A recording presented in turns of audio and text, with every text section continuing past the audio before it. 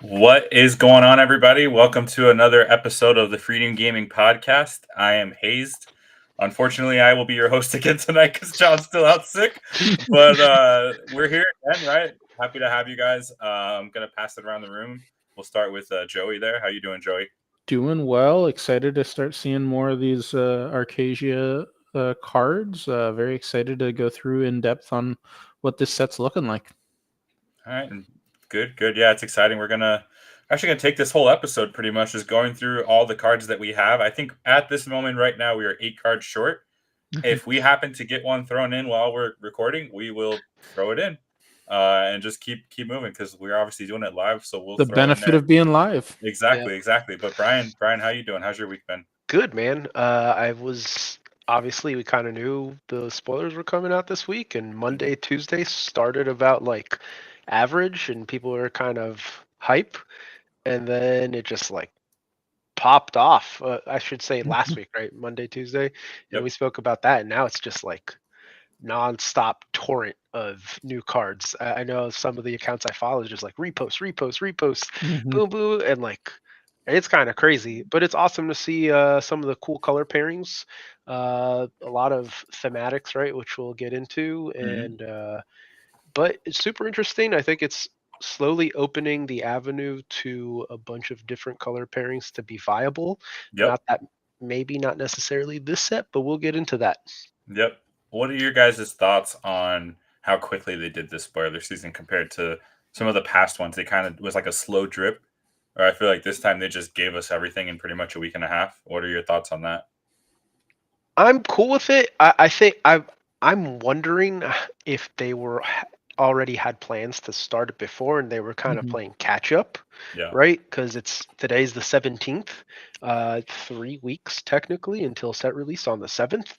Yep. So I think it's in a good spot. And again, not everything's been released today. I believe we were supposed to get all the regular, right?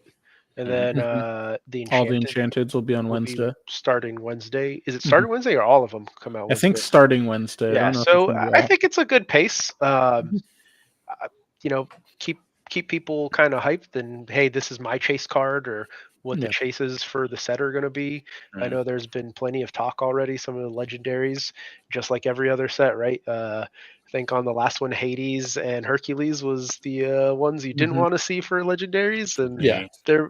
there might be a few this time that you're same boat, and then others where you're like, dude, I need Tamatoa, Yep. Yep. need a four of Yep. probably. Um, Depending if you want to play items, Scrooge is probably a must. And yeah, but I think it's a fine pace. We'll see with the I w- Enchanteds. I'm really curious as to the art style that they're gonna mhm. go Yeah, with. for the Enchanteds for sure. Yeah. I don't know exactly how it panned out last set or the set before as far as the release schedule. Like I remember it being a little bit last minute, but very happy like the amount of content creators that got different reveals and such like that. There was a like if you go onto the official Discord, like they had it mapped out for everyone. It seemed like it was really clean. Everyone had like write-ups. It seemed like everyone had like the official document of what the spoiled card was. It wasn't like a grainy vision or like file. Most of the spoils were like high quality stuff. Yeah. Some of them were in different languages and such, but um, we're blessed to be having the most of them in English. But no, I mean it was pretty good. Pacing USA, and stuff. US. Yeah, exactly. But yeah, wish we got all of them today. But I mean, we'll make do with what we got, and we'll I go from think there. by midnight they're supposed to have everything. Yeah. So again, we may get some of these as we're going here. Yeah. With some of the reveals for certain content creators, and not to like kind of Mm-hmm. delve into drama and whatnot, but do you think any of the content creators, and not that there were too many, but do you think any of the ones that like pulled the hey, I need this many new followers or this many That's people bull. That's live? bull. No one should do that. I think that was only But one. my question, I believe it was three that did not necessarily all the same thing, but variations of. Obviously, there was the Nah, woman. man. Like, all right. So I'm gonna So give so. huge kudos to Lore Keepers in. The Mhm. way Mhm. that they did theirs was awesome. She did a whole outfit, Oh yeah, yeah, yeah. revealed her spoiler very With the quickly. book. There's a very nice, quick video, and then she had like a little hangout for anybody that wanted to talk about the card. Mhm. Like that is ideal scenario. And you post it out there so they can everybody that's reposting it can post you as the source. Yeah. Like that's the way it should be. If you're asking someone for, hey, retweet this tweet for me to put out the spoiler that I got for free, blah I blah. need Yeah. I need more Did you guys subs. Did you guys see the one from Smorkana at 8? So Uh, basically, they revealed a the puppy snack, card. right? No, the puppy. Oh, well, no, they're like the snack podcast or whatever. Yeah. Yeah, So yeah. basically, they got a puppy card, and so what they did was they flipped it around, and it was just a Lorcana back. And then they filmed this whole video and like montage and like storytelling of the card being a puppy. And they open it from a box, and it comes Awesome. out, and it's walking around the house. It pees on the Awesome. floor. Like it was incredible. That's like, awesome. And then at That's- the end, they that's- flipped it, and it was so good. I'm all for that. Like, Yeah. let the creators do what they do. They're creating content, so let them do that for the cards and helps tell that story. I think those are the best ones. I honestly like that more. Obviously, when you're working and stuff, you don't want to miss anything. So you hear, oh, new card's out. I got to see exactly what the card is. But I think it's good to take a moment and appreciate the way the time the content creators are putting into putting those spoilers out. So no, I think it's been great for the most part. There's a couple of bad apples that wanted to, take advantage. It's not an avenue to promote your yeah. channel, but it's not an avenue to try to for sure. So my original question I was going to ask you guys: do you think those creators will see any sort of repercussion? Obviously, the community has done and said plenty, but I'm wondering if Ravensburger will have something to say to him, or What was maybe not. the fault that they had?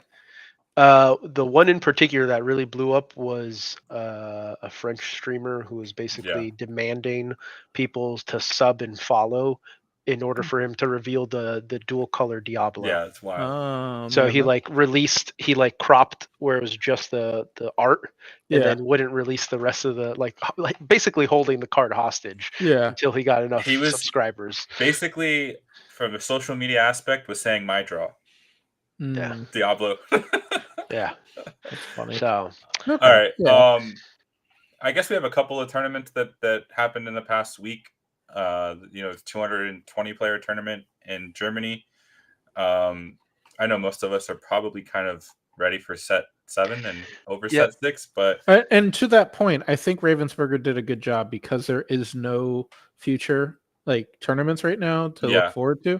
I think they did a great job filling the space in this dead format that we're sitting in right now with spoiler season, which was really well done. Yeah, absolutely. But we did have the finals was DKP versus Moyne both on Ruby Sapphire. We don't have the list here, but it was DKP's pretty much the same list he took to Melbourne. Yes, I think it might have been card for card. Yep. And then Moyne had, I think, 3 cards different on his list. So we're obviously in a Ruby Sapphire world. We're going to see if that's going to change at all in the set 7. I don't think so, dude. I think yet to be determined. So we are going to spend 90% of this episode of the pod going through all the cards we have and putting them in a tier list. It'll create a lot of discussion. If you guys are in the chat watching and you're like, you guys are wrong, and here's the reason why. If you're watching this after and you're like, they were wrong and I need to let them know why, put it in the comments. Discussion's great. We love talking to you guys and engaging with you all. But I guess, are you guys ready to jump in? Anything you want to add before we start the tier Just list? note, Mikey put Maui Shark at C. No, B tier. Granted, though, he did do the whole entire thing by himself, so he had nobody to really kind of navigate keep him in check process. Yeah, like had you been there, man, why weren't you there, huh, Joey? You could have kept him in check. Yeah, I think I was watching that one and the location song were the 2 biggest misses. I had the location song, the Pull the Island from the Sea, as tier 1. That was a miss. Yeah, that was definitely a miss. All right.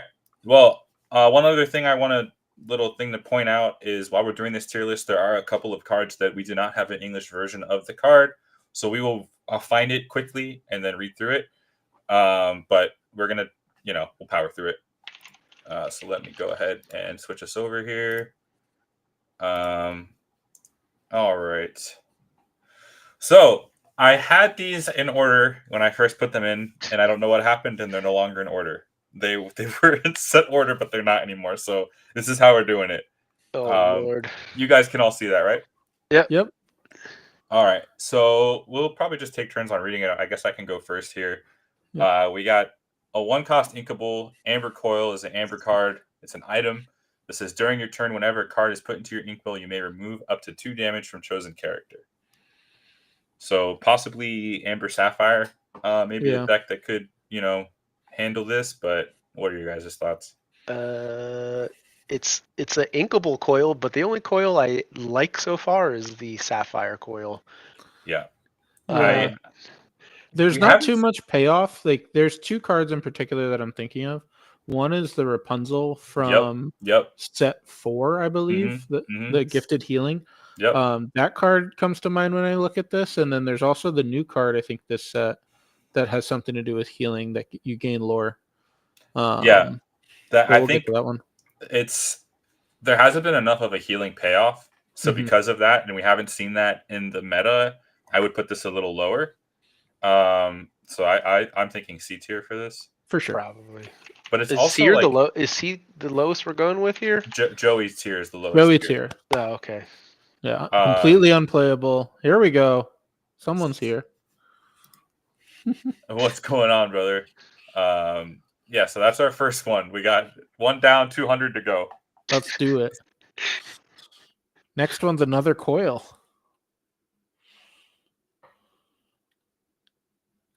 All right. That's fine. During. Oh, sorry, I was muted. Yeah. Typical... Going to another coil here. Yep. Go ahead, whoever wants to read it.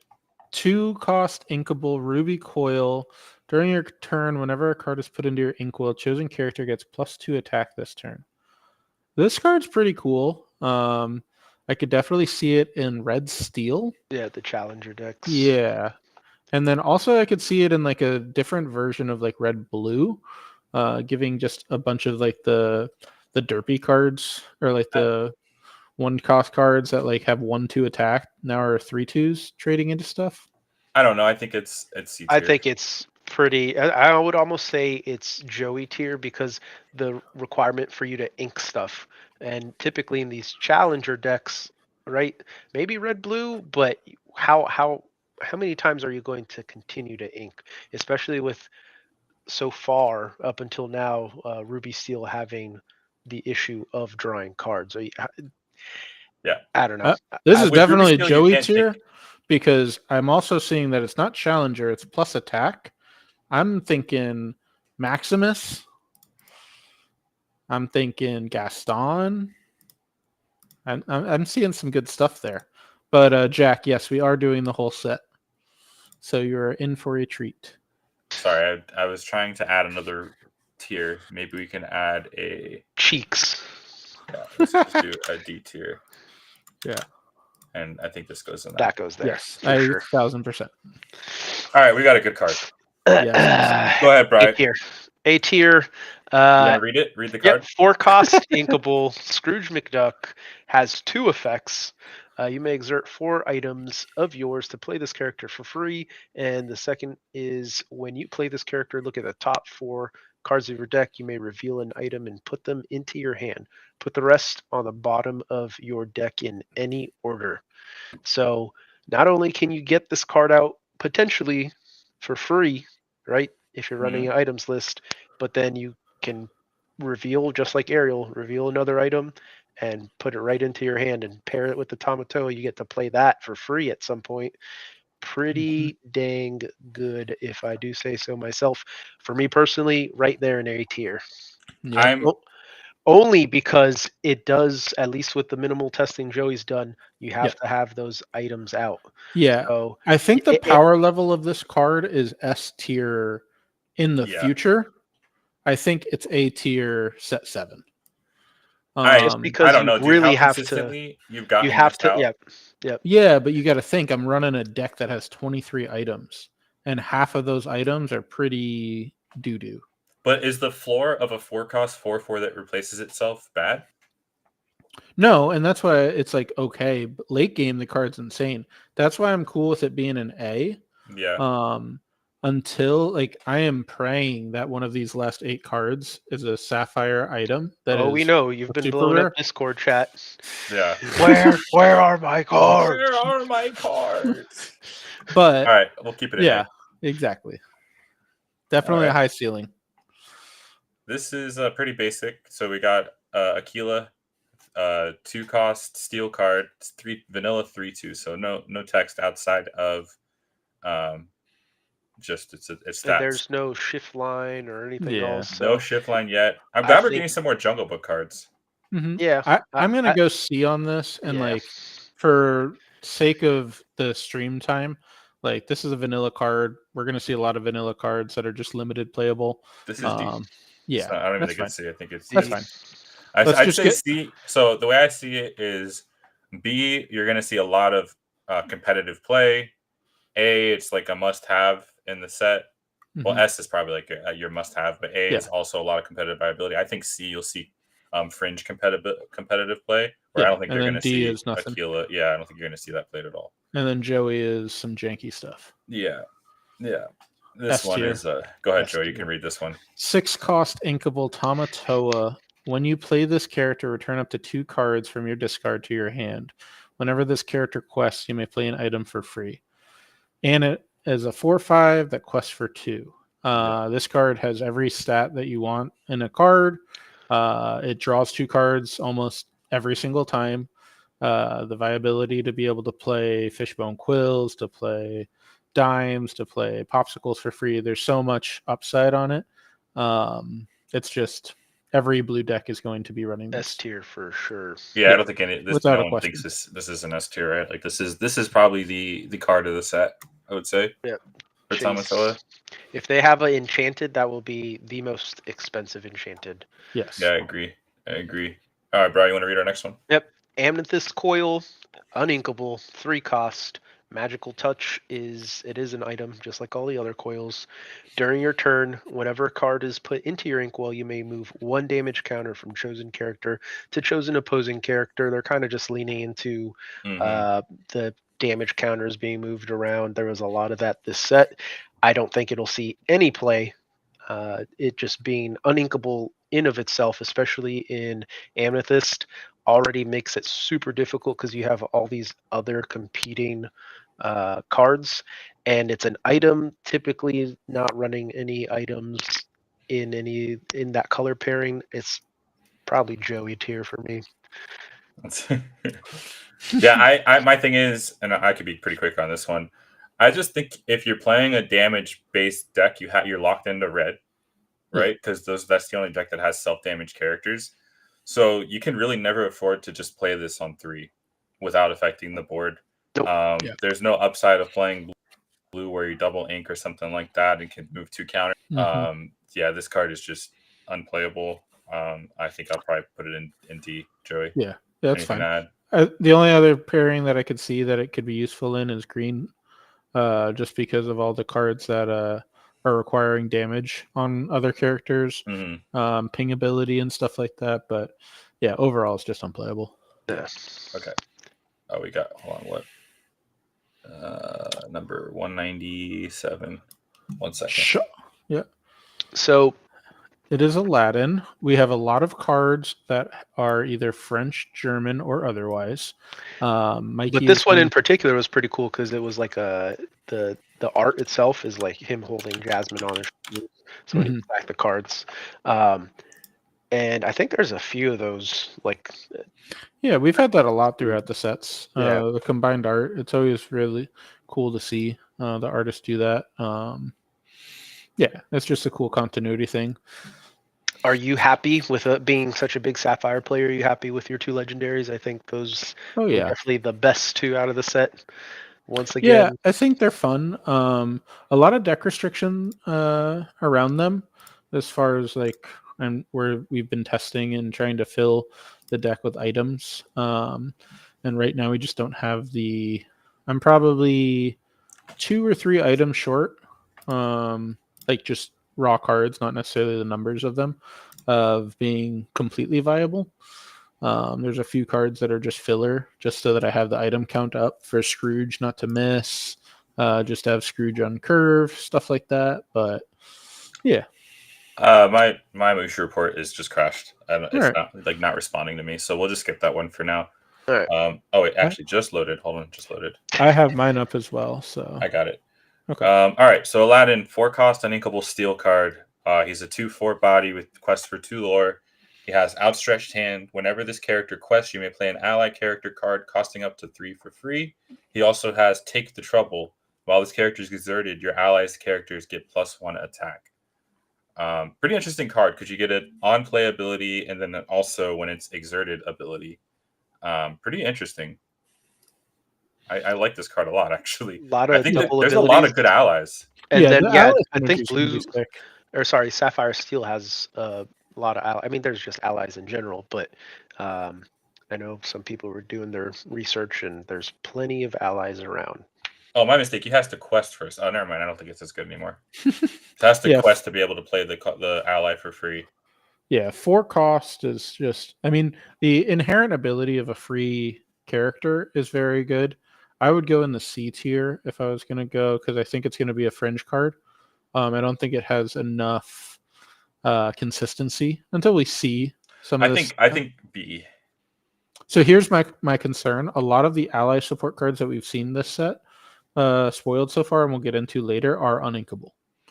Yeah. So you're going to find a hard spot to fit this, and he is not an ally himself, which also hurts that. Yeah, so you're maybe only getting one. But I mean, you Alice him in Blue Steel to guarantee that when he quests, you're dropping a Lawrence for free. Sure, but you're talking Alice and Aladdin. No, it's definitely a lot of uninkables, but the deck Yeah. already plays quite a few uninkables. Like, yeah, you probably. I mean, what do you think, Bri? See, I don't think it'll see much play, if any. Okay. Unless somebody makes like a very focused ally deck, but even then, like, I don't see how that's gonna beat out on the top tier decks, which we can get into after too. All right, we got our first Blurple card. You can our hit first dual color card. Yeah, this is the first dual color card we've done. Yeah, so this is Anna Icebreaker. She's a Amethyst Sapphire dual ink card that for 4 inkable has support. 2/3 quest for 2. She has the ability Winter Ambush. When you play this character, chosen opposing character can't ready at the start of their next turn. I don't know. I think it's B. Maybe it's probably actually C. I think it's B. I think it's a fine statted body with support. It's not though. It's not. 2/3 is like not a good body on 4. Sure, but here's the thing: is like what they pushed in this set with Frozen and the synergy between Elsa and Anna. I think that there is not necessarily a high competitive Blurple list that like you're probably farming for, but I think that there is a hyper or like a tribal deck that really leans into the synergies, and this could find a home in. I don't know, like. You're almost never wanting to play this on 4 unless you're against an aggro deck, which even if you play this against an aggro deck, it's okay because it's going to have support, but you have to have bodies out now. Obviously you're playing Blurple, so you're ramping. It's just what I found is you don't have any targets for it when you want to. And then when you do have a target you want to hit with it, it's super clunky because it's 4 cost. And it's just like sits in your hand. You don't think like a Tipo into this would work really well? No, because nothing will be exerted. You don't think everything's so? Everything's scared of like Fox right at that point. That's like fair. any good player, like if we're playing competitive game, sure. And like you said, theme deck, right? Like this is probably perfect for a theme deck. But a good player knows like if I have a 1-drop or a Tipo out, and they could possibly get blown out by a crab Fox or a crab, they're not going to quest and do it. That's so fair. now it just sits there, and I mean. Until there is like a genie lock with the shift target. Hey, the other thing I'm thinking about is the other card that just got debuted. If it replaces Bonsai, the Baymax, the 2-drop that gets. No, you don't think so? It won't. And like that, those kind of cards that come in exerted are like whatever. I think those are super. Already, it's nice that it's inkable. We'll get to that one after. Yeah. Sorry. Yeah. That's fine. If you want to throw C, I'm cool with it. I think it's probably B. Mm-hmm. It's probably B because again, The only upside for you is it's giving that shift target for your honor. That's exactly it. Like that's where I think you could see if there's a way to get, because that shift card can be extremely powerful. So if you're like taking a turn to play this and then setting up for the shift the following turn, that's where you're like, okay, Yeah. now I'm doing something. But a 2/3 body for 4, it does quest for 2, but I'm gonna keep it in B for now. Yeah, I'm still exploring it, but I don't think it's super great. I think that's the type of card that B is. Yeah. Steel Coil, 2-drop, uninkable. During your turn, whenever a card is put into your inkwell, you may draw a card, then choose to discard a card. Inkable. There's so many cards that do this on a body. Yeah, it's just not good enough. Yeah, there's so many that do that. And again, losing tempo with the speed of how things have been, taking a turn off potentially. I don't know if you. I don't know. Actually, maybe this isn't that bad, because I was gonna say Jafar. Jafar, it is okay but that's like only if you see multiple wheels, right? That you're wanting to look like to get rid of that. No, I'm talking about just a draw effect for inking. For Jafar, it's an extra lore. It's okay, but again, you're taking. I'd rather play Lamp than this. Sure, but I think that there's got to be something said for cycling and like finding your cards. But it's not worth the uninkable slot. I think that's where that's where my line is. If this was inkable, I'd probably be like, okay, there might be use for this. So this is this sounds like a Joey tier. Throw it into a jank build that you build around. Okay, but there's just nothing to really build around. Correct, but it's a fun card to play with. Yeah. All right. So this one is a 2-cost inkable Yzma, 2/2 body. Yeet. When you play this character, you may draw a card and then choose and discard a card. So with this, unlike the Steel Coil, though, if you're pairing it with the new Kronk, in Amethyst Emerald, you can get the upside with no downside. In addition to that, if you're trying to really get into that whole discard thing that they are pushing this set, it gives you the shift target for the bigger Yzma. Yeah, I think this is an interesting one that we're going to have to see the meta flesh out and see if that Cusco style deck is going to be viable.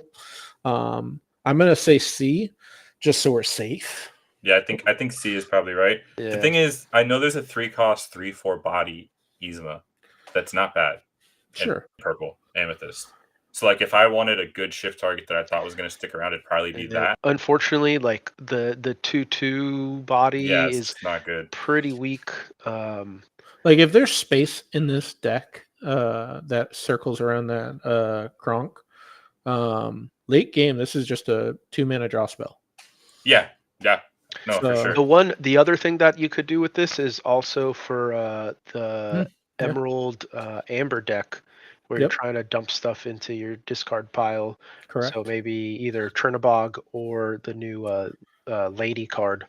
I'd argue that I think that this theme deck, like you were talking about with the Iron, also I think this one might be more competitive with the Cusco and the Yzma. We'll get into it a little later. I think we can move it up. We can revisit it once we see more cards.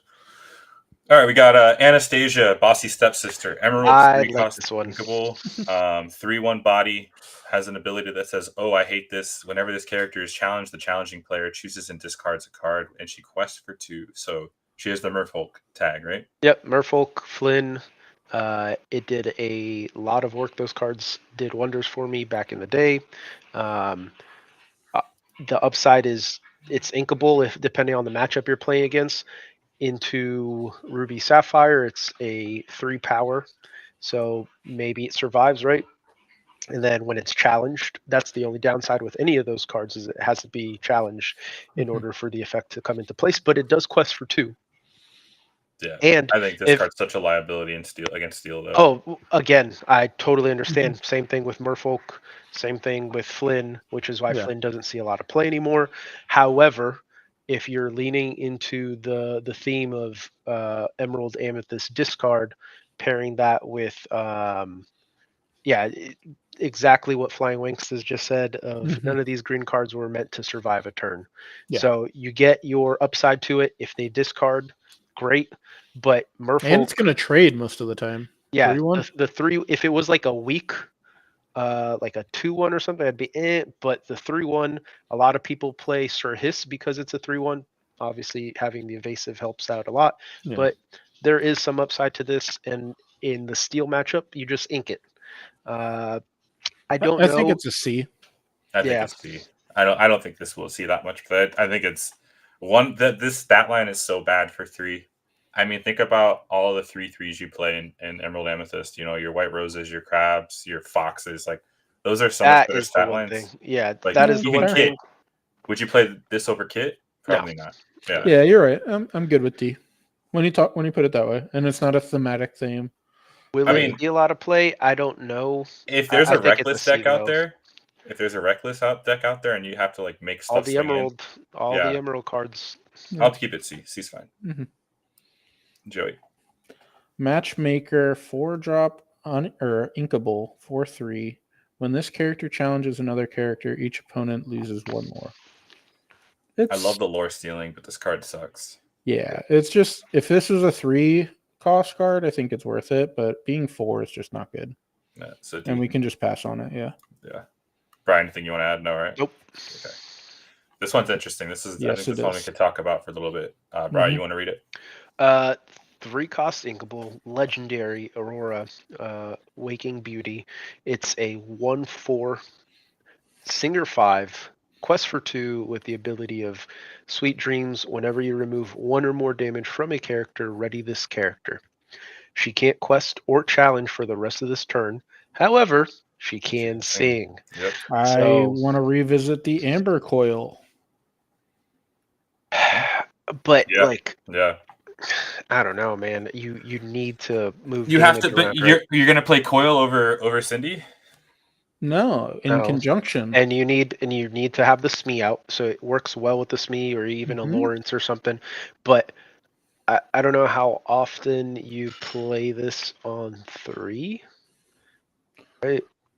I mean, it's here's still the it's thing. still a It's Singer on, 5. It's still Yeah, a Singer on Singer 5. 3. So here's the thing. You play SME on 2. Mhm. You play this on 3. You can play Coil on 4 and On Ink. 4, you're playing Rapunzel. No. You play Coil on 4 so that you can sing a whole new world, Ink, restand Aurora, sing another card. But what are you healing? The SME. That's me. If it's alive, it's too conditional. I don't know. Yeah, I don't. I think it's B though. I think it's a Yeah. good card. It's gonna need some exploring. I don't know if you Exactly. put the Coil in it. It's still a 3 cost that sings 5 cost songs. So Mhm. I feel like the floor is pretty low. 1/4 body. I know we're Yeah, thinking. that's Rapunzel. I know all we're day long. thinking Amber Steel, but I know there's a lot of those Singer effect cards in Amber Amethyst Yep. that came out. That's a deck I want to mess with for sure. I think Yeah, that for that's sure. where this And would. this card reeks Amber Ruby once Ruby gets better songs. Because right Maybe now there's this is the pairing for the purple damage decks. Damage matters. Maybe it's Yeah. That's actually good. Yeah, That's what I was getting. you could double Talking sing friends and stuff like that. Yeah. And All right. So I think B. Are you guys good with B, or you want to Yeah, put it in A? B. no, definitely. I think somebody will figure Yeah. something out. It ain't Yeah. gonna be me because I don't play Amber cards. All right. Ever. Let me get Bagheera real quick. I can get Bagheera for you if you want to go Basil. Okay. Perfect. That'll work. All right, Basil. We got another one of these. This is very reminiscent of the other one we got last set. 6 cost inkable emerald, 3/6 body, quest for 3. Has an ability that says draw them out. Whenever this character quests, opposing damage characters gain reckless during their next turn. Green has shifted to there's like a portion of it, its identity in this set that is damage matters, and there's a portion of it that has that discard text like we were talking about before.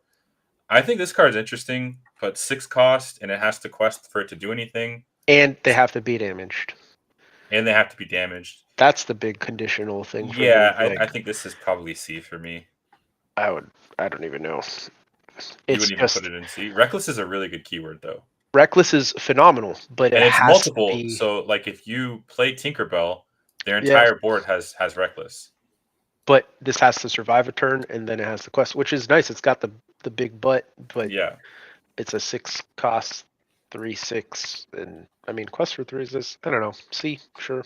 I think C is fine. I don't think don't it's think- completely unplayable, but I don't think I people will be playing it unless like some crazy aggro decks come out. you could goofy into it and then Tinkerbell, and then we're living in Christmas land, right? Yeah. All right. Well, Might that's as well go play the lottery. Yeah. Joey, you got anything you want to add to that one? No. Okay. All right. You got Bagheera up? Yep. Bagheera is a 5-drop inkable 4/3 legendary. It has bodyguard and his ability You Must Be Brave. When this character is banished during an opponent's turn, deal 2 damage to each opposing character. It is opposing character, huh? To each. Personage Not all. adverse. Personage adverse. So that Yes. means your opposing character. Yes. I think this card's good. Yeah, I think so too. Also, I know it's an ally that costs more than 3, so it doesn't work with Aladdin. But that would have been Here's the thing: it's a conditional card, and we've seen this types of cards before the effect, where it's like on your opponent's turn, you can just kind of ignore it. Like, yes, it costs for 2. It's a 4/3. Can you ignore it though? It's a bodyguard, though. The bodyguard, you're depending Okay, on you're right. My bad. Bodyguard is definitely a relevant text. Like, I didn't yeah, think about that. playing. I'm thinking Emerald Amethyst. That's a problem. Yeah. Yeah. Most of my stuff is gonna get blown up unless you're already so far ahead that you can't ignore it and you're just questing out. Is this a blue steel aggro card? Potentially. With This Alice, is a that'd great be top gross. end. But would you play this over like a Chenpo? Yeah, because you have grab your close. swords built in. It's close. Because putting damage on other characters can also be a bad thing. Yeah, but 2 damage across the whole opponent's board. And it's does It's it say each- on the opponent's turn? Yes, Yeah, I don't know. that seems like a lot of stuff that they have to jump through hoops. But they're getting to pick when it goes off, so sometimes like that's easier. I still think I'd say the floor of this is B, but I think it's leaning towards C to me more than leaning towards A. I think it's a I'd solid keep it B. in B. But I'd say we'll it's see. top of B. In the Kiwi list. I think it'd be great. I think it'd be top of B. But anyways, All right, Bright. 2 cost Amethyst card, Archimedes, Exceptional Owl, 2/2 stat line, Storyborn ally. More to learn. Whenever an opponent chooses this character for an action or ability, you may draw a card. D. Yes, it's I'm not gonna. Way too conditional. It's In vanish, but Amethyst, worse. I'm not really looking Yeah. at. This should have been a Unless you're Yeah. trying to do the The only shift line only thing. reason that you're playing this is for the Archimedes shift line. Yep. That's yeah. about it. I think if it was evasive, I think it'd be playable, but it's Yeah. not. Baymax Charging Station. It's a 3-cost inkable sapphire card. It's an item that says whenever you play a Floodborn character, if you shift to play them, you may draw a card. I think this one's really hard to play. I know there's some cards that this works really good with, but setting it up, I think, is too difficult. I think this card's very good. In I my like testing, it in it's definitely a Emerald Joey tier. Sapphire. Yes. The Floodborn deck in my testing, I almost had 3 of them in my deck. I cut it for a couple other cards to test, but because you have the universal shift, you have yokai, you have hero. I think this card is very good in that deck. Are you playing Flaversham in that deck? I think so. I think I would go away from the Diablo because I don't want to play the songs and actions to make Diablo worth it. I think I could go towards Hiram with Popsicle and this, and then you play some other just generic. Like, I'm almost tempted to play like a Merlin with Morph because then you can tutor your deck. Like, but anyways, I think this is a Joey tier card. Yeah, I think this card is really bad. I don't think I'd ever want to pay 3 for this effect on an item. Sure. I guess with the Flaversham, it makes a little sense because like the floor is you could blow it up and draw 2. But being able to shift, you have to use not just any Floodborn, you have to shift the character to be able to play it. I don't think this card's good at all. Yeah, but I think that the deck is evolving into a shift only card like deck But I hear what you're saying. I would almost rather play Bucky in the Floodborne deck than that. So the other thing is I'd Yeah. almost want to play this over the other Baymax, the one that searches the Floodborns. Just Yeah, so but you have a body at least, though. correct. But 4/5, yeah. Brian, Anyway, where do you think the should let you pick? Joey's tier. Okay, yeah, that's kind of where I'm at. 2-cost Baymax, 3/2. This character enters play exerted at quest for 2. I think this card is a C tier card. I think this is right in between C and D. Correct. But yeah, I'm fine with C. It's got the bonsai stat line 3/2, so it's going to trade with almost everything, especially on curve. Yeah, it's just a liability later on, I think. It is definitely a liability later on, but again, there's still 3 attack is pretty solid. Oh yeah, for sure. Yeah, I think late game this card's terrible. Yeah, in a shark meta, like, oof. What do you do? True. That's true. You ink it. Yeah. C tier. All right. Actually, I forgot about shark. Actually, how could I? A. Right. A tier. Unequal 6-cost Baymax giant robot. It is tied into the Sapphire Emerald. Dual color universal shift. Very first of its kind. You may pay 4 to play this on top of any one of your characters. And then the ability's functionality improved when you play this character. If you shift to play him, remove all damage from him. So quest for 2, 5/5 stat line. I think it's really, really cool. It is a Floodborne, rolls right into that whole theme, but it's solid, man. Especially if you pair it with the doctor that lets you shift for one left. Yokai. So you could also pair it with Tipo. Yep. There you go, Jack. You get it. That was the Photoshop picture I saw when this first got spoiled. It had Tipo inside the suit. Yeah, I think it's super cool, man. I think it is. I think this card's really cool, and I think the effect that they came out with this keyword, the universal shift. I mean, obviously we have it on the inverse side with more, but this is different. This is the shift target on anything. And I think regardless of whether you choose to go with the Emerald Sapphire aggro Ink Geyser list people are talking about, or if you go for like a little bit more of the Floodborne-esque type thing, this card will see play.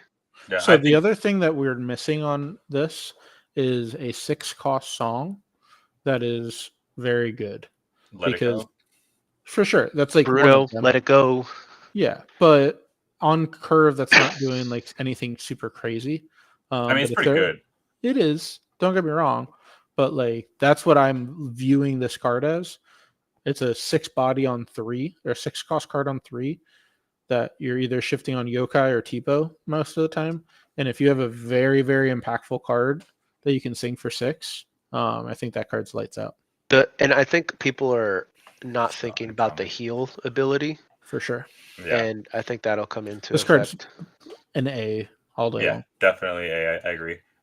Joey shifted this on a 1-cost Diablo earlier, and it was like, damn, I forgot about this card. So. And it upgrades any 1-drop and 1 lore quester to a 2 lore. Super good. Before you used to hate the Diablo, and now Yep. All right, so 5-drop song, Inkable.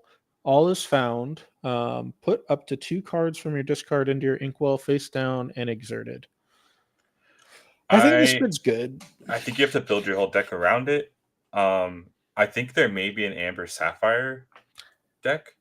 I think this is a Blurple card. It's hard because you're like obviously you'd like want to play Elsa, right? And then you want to sing this with Elsa the following turn. That's probably like what you're thinking right now. No, yes, but I'm also looking at you're just churning through all your 1-drops. So you constantly have cards in your graveyard that are just sitting there doing nothing. No, that for sure we can use the graveyard part. Mm-hmm. But I'm thinking about actually being able to sing this. Yeah. I have to test it a little more. But it's inkable, it ramps you too. It could be really good. Yeah, it's definitely a build around card. I'm like between B and C on it. Is this probably like you could pair this with the new Hey Hey in an OTK Grammatala deck? Yeah, you could. I guess. Fringe. Yeah. Joey tier. So I don't C. know. I don't know if it'll see much play, This but is a Joey tier card. Yeah. I mean, I do think you could build around this card. I don't want to say it's bad because I do think you could build around it and it could be okay. I don't think so. The effect's not strong enough. What are you doing? Like you said, yes, Amber Sapphire, correct, and you'd sing it early with Ariel. But you But have to have some cards what's in graveyard. your graveyard? Yeah. You have nothing that you can get into the You graveyard have to early play enough. Chippendale to fill your graveyard. Yes. Joey tier. Yes. Go for it, Mikey.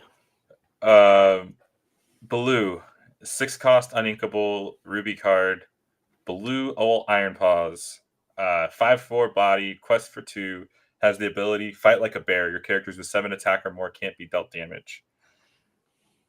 All of these cards that like have this super high attack that where attack matters, they're uninkable. Like Gaston. Yep. I don't know. If he protected himself, that'd be pretty wild. But yeah, if he had 7 attack, that would be awesome. But also, like, how does Steel ever deal with Shark if you play this after Shark's out? unless I mean, they're probably never playing this card because they don't need it. Correct. But it's like the one fringe area. It's either C or D for me. Two Lemire's out. this is one of those legendaries I don't particularly care to see. C or D. Or a Ruby Coil. Are we gonna put legendary in D tier? Yes. I think so. It's a D card. I think it's so. 1000% a D card. Okay. Yeah. All right, Brian. Got a good one. 5-cost inkable, one of the new Baymaxes, upgraded robot. So many Baymaxes in this set. 3/5 stat line with support and advanced scanner is the ability. When you play this character, look at the top 4 cards of your deck. You may reveal a Floodborn character and put it into your hand. Put the rest on the bottom of your deck in any order. I think it's solid. Obviously, going to have to go into a Floodborn heavy deck in order for you to get those consistent hits. It is a 3/5, pretty dang solid body too, and with the upside of potentially replacing itself. So maybe cantrips with the support, right? I think support is always kind of undervalued at times until people forget about it, and now you're smacking them pretty hard. Or taking out a library or another location that they didn't think about. I wish if it quested for 2, I think it would be like just that much better.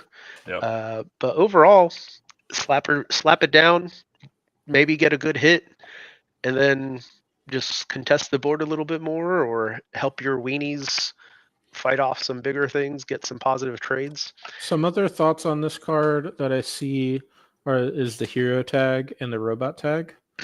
Are 2 things that I could see being useful later on. I think there's going to be a blue hero deck eventually, like an aggro deck. That if they can leverage some Floodborn cards, I think would be cool. But overall, I think it's a C. You think it's a C? I would go B. I think it's a B. Yeah. Yeah, that's fine. Blurple. I like it in Blurple, but the problem is Sapphire Emerald. What's the minimum Floodborn count that you do? That is what you need to be over 20. Like any 4 card looking up, or like tutor 4 card, whatever aerial you would consider, you need at least 20 cards. Yeah, I think I was on like 15 when we were playing earlier. I think I missed once, but the thing is, the floor is still a 3/5 with support. Yeah. For 5. Again, I think maybe it is C, because if it quested for 2, I think it would be B. 1000%. All right. I don't know, but I like the card. I'm putting it in B. It needs more Floodborns. I think it'll be good later. All right. 4-drop Inkable Beagle Boys. Whenever this character quests, chosen character of yours gains rush and resist 1. 3/3 quests for 2. I am very mixed on this card. I think it's very good. It's a no for you. I think this is card very good in Ruby Sapphire, because I think it's definitely a Joey tier, because like obviously people see this card on the table. They are not going to play into a Shark. They're not going to play into a Grammatala. Like they're not going to play into it and like tap their stuff. But I just I think mean, the it card's sings how really far good. I'll go. Exactly. But would you ever play this over Tala? No, because it doesn't replace itself. But I think you could play this around maybe has DP. to survive, and then you have to be kind of playing this like. But here's the thing: specific it has to deck. survive. Like, if this is the card you're wasting your removal spell on in a Ruby Sapphire deck, I think that's a It win. doesn't do anything. I don't think Ruby Sapphire can afford for their four cost turn to do nothing. Yeah. I think it's a cool card, but I like, yeah. It's Joey tier. Yes, sir. We've already talked about these next two. Just send them to the burn pit. Should I put them What? in Joey's tier? What do you mean? Did you not watch my clip? This is definitely a Joey tier card. Take it away, Joey. I won a game against read the Jack. card. If people sorry. aren't viewing the stream, they have Yes. no idea what you're talking about. It is a 9-cost inkable bell, 7/7 questing for 3, shift 7. For each item card in your discard, you pay 1 less to play this character using her shift ability. Whenever this character quests, you may put up to 3 item cards from your discard onto the bottom of your deck and gaining 1 lore for each item moved this way. I played Jack, shifted this card for free, quested, gaining 6, played a lucky dime for free with a Tamatoa, gaining another 3, and won that game from 5 in 1 turn. Cool. That is number 1 on the Joey tier card. All right, here, I'll put it at number 1 for you. There you go. You want this one too? How many turns were you into that game to have that? Shut up. Shut up. Many... All right, I'm gonna read this one real quick. We talked about this at length, ad nauseum, if you will. But 6 cost on Inkable Beast, Ruby Sapphire dual link card, 5/5 body, quest for 2. He has an ability. I've had it. You exert him, pay 2, banish 2 of your items, deal 5 damage to chosen character. Do you want him in your tier or no, Joey? I want him in my tier because he might be my only answer to Shark. Yeah, that card's really not good. So, no. Anything you got to say, Brian? I know we talked about that already. Not at all. Okay. Burn it. Burn it. All right, Brian. Next up, we have a 4-cost inkable Amber Bolt. Stat line is going to be 2/4 with support. Pretty vanilla, but it does quest for 2. I don't think it's going to see much play. So the big note of this card is it's not a puppy. Yeah. Not a puppy. And I think such a loss. Yeah, that's a huge reason it's why. It's a D. Yeah, it's D because obviously, like, we'll get to the shift, the one you want to shift with later. And it's already coming the next turn. Yeah, it's not a good shift target anyway, so it's kind of useless. Yep. All right, 3-cost inkable Burlois. Yep. 2/5 quest 1. Throw her into the D tier. I don't. 2/5 is kind of. I kind of like that stat line, but yeah, D tier is fine. It's just a vanilla card. Yeah. That's like a Wochuk special right there. I mean, 2/5 is a big butt. All right, Bolt, Headstrong Dog. He's a steel 2-cost inkable 1/3. Says whenever this character quests, if he has no damage, you may draw a card, then choose and discard a card. So we got that steel effect that we've seen quite a bit. I'm probably putting this in C, potentially B, strictly because it's the only shift target for the Bolt that I think is playable. Yeah, I think this card's fine. Yeah, I mean, it doesn't replace itself. It cycles, if you will. But if you're finding combo pieces, I think it's a B. You think it's B? B? No way. I think it's C. Okay, it's fine. All right. Bucky, he's back. Real quick before we go on, Meyer Madness had talked about in the Discord. Rochelle had made a post earlier today after their lorecast thing that they were incorrect and the last cards will be debuted tomorrow and then the Enchanteds will start on Wednesday. Oh, okay. So we're not getting any of those. We're not going to get the dun-dun-dun-dun-dun-dun breaking news. We have more spoilers for you. All right, go ahead, Brian. Next up, we have Bucky the Nutty Rascal. He's back from the dead. He is a 3-cost, very much like the eroded card, but it is an amethyst card. 3-cost inkable. Ability is Pop. When this character is banished in a challenge, you may draw a card. 3/2 stat line. Kind of like the Cusco, the llama. But it's not because it's only challenge. Yep. Yeah, on challenge. So, I don't know. There's nothing that I see you replacing any amethyst. Yeah. No, I think it's C. I don't think this card's getting I don't played. think he replaces anything in the same thing. I would put him? Where do we put? Okay, she's in C. So yeah, slap him in C. I like this more than I like Nutty rascal. the discard one, because you can banish him yourself, right? So you Sure, can but swing do you him want into that something. effect at 3? No, it says banished. Oh, I guess yeah. If when you Yeah, challenge, you can choose to challenge like swinging into a I guess if you fox or put him in a something. library or something. Bro, imagine you crab him into something. I don't know. Yeah, I mean, grab a Diablo. Like, Yeah. yeah. I don't know. I don't think it's bad. I think it could be B. okay. But All right. at the same time, I'm like, not a purple player, so I don't know. but also Maleficent doesn't see play, and she draws a card when you play her, That's true. right? But she's only a 2/2. Like that extra attack for a crab target is big. 6 health is pretty big. And avoids getting. There's not too instantly many roasted breakpoints at by, 6 though. I think the breakpoints are 5 and 7 though. I wish it was if it was a 3/3, it'd definitely be a B tier. That's fine. Yeah. All right. Cheshire Cat. 5 cost inkable emerald card, has 4 attack, 3 defense. Quest for 2 has an effect called Mad Grin. When you play this character, you may deal 2 damage to chosen damage character. So we go back to that damage matters Yes, deck. we will, Skinner. I think Emerald Ruby is something I'm kind of messing with the damage matters, the damage counters, but I think it's still a ways off. One thing I do want to mention with most of these cards that we've talked about and a lot of this set, the art is killer in this set. Yeah. Like the artwork in this set is probably some of my favorite. But this card, that being said, this card is unplayable. So yeah, especially like my whole take on the emerald damage like side of things, there's just so many damage matters cards that like you need to get damage onto a character already for them to see their effect. It's just so hard to do. It is hard to do for certain decks like Ruby Sapphire. So you think it's hard to do because you play Ruby Sapphire, so that deck barely ever has damage on. For a deck like Blurple, where I have to put damage on my No, characters I'm not to saying deal it like that. I'm saying on like a reliable, like you need like Robin Hood 2-drop tap ability deal damage as your reliable source to deal a ping damage to activate Cheshire Cat's ability. Like that's what I'm talking about on the green cards. Yeah, Joey, can you grab this one? Chernobog? Yep. And then Brian, you want to read this Yep. one while he's doing that? Next up. Oh wait, you can't read that one either. Oh. Anyway, Anyway, I'll I pull them all would have up. tried. Oh, 3 we cost tried. inkable Cogsworth in Ruby.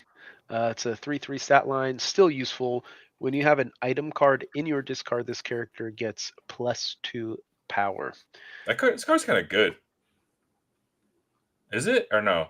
Am I Well, I crazy? mean, in the Ruby Steel Challenger. Yeah, I think this deck- card's decent. I haven't tested Well, no, with it. because item. It requires you to have an item, so it's going to Yeah, have to be Ruby Sapphire. Yeah, it could be in my deck, and I just haven't put it in there yet to test. Maybe Ruby Sapphire goes back to that Flynn deck. You do this on 3 instead of Sisu, and you have a 5 attack character. Like that's kind of good. That is kind of cool. Maybe C. Yeah, like pop. I mean, if that's assuming you're not ramping, but if you just went like Flynn, Cogsworth, pop your item with Flaversham. I don't know.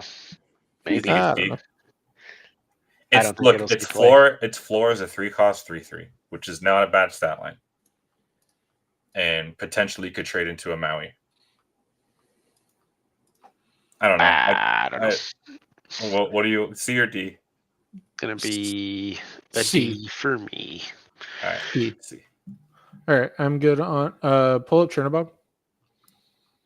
All right, This one's Chernobog, interesting. 5, uninkable, 2/6 quest for 1. When you play this character, each opponent chooses and exerts one of their characters. They can't ready at the start of their player's next turn. Yeah, I think this card is actually okay. I The wish it was inkable. the I wish it agency was inkable. the agency that the player chooses is a little interesting. Yeah, it's like But- Ana, but yeah. it also gets around Ward. Mm-hmm. Yeah, this is C. It's play like you could play around it and figure out a deck C. with it. It's whenever. What is it? How do you get it? It's ink, right? When you play this character, each it's only opponent when you play chooses. it. Yeah. Yeah, it's probably not. The 2/6 also just. It's a good stat line. You working on Cinderella, Joey? Yeah, if you could pull up, I have Cinderella up, but can you pull up Glass Slipper at the same time? Yeah. Oh Lord. I can. Oh man, if I could find it, here we go. Yeah. All right, so let's do this one first. Yep. Go for it. 2-cost and inkable amber glass slipper is an item. You may only have 2 copies of the glass slipper in your deck. Banish this item. Exert one of your prince characters. Search your deck for a princess character card and reveal it to all players. Put that card into your hand and shuffle your deck. It's like a combo deck you'll see with the Cinderella.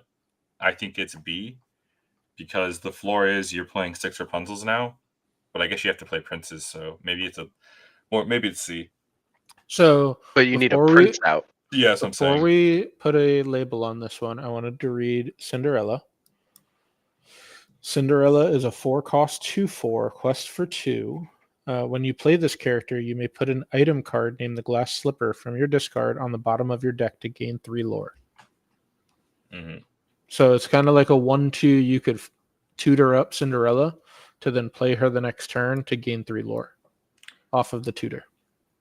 And this shuffles too, of note. Yes. So if you play them in sequence, Yeah. you can shuffle back the thing that went to the bottom. I don't know. It's like, is it worth that? Is that worth it? I think this. I don't think so. Yeah. I think it's a Joey tier almost because it's just like kind of like dirtily build around. Yeah.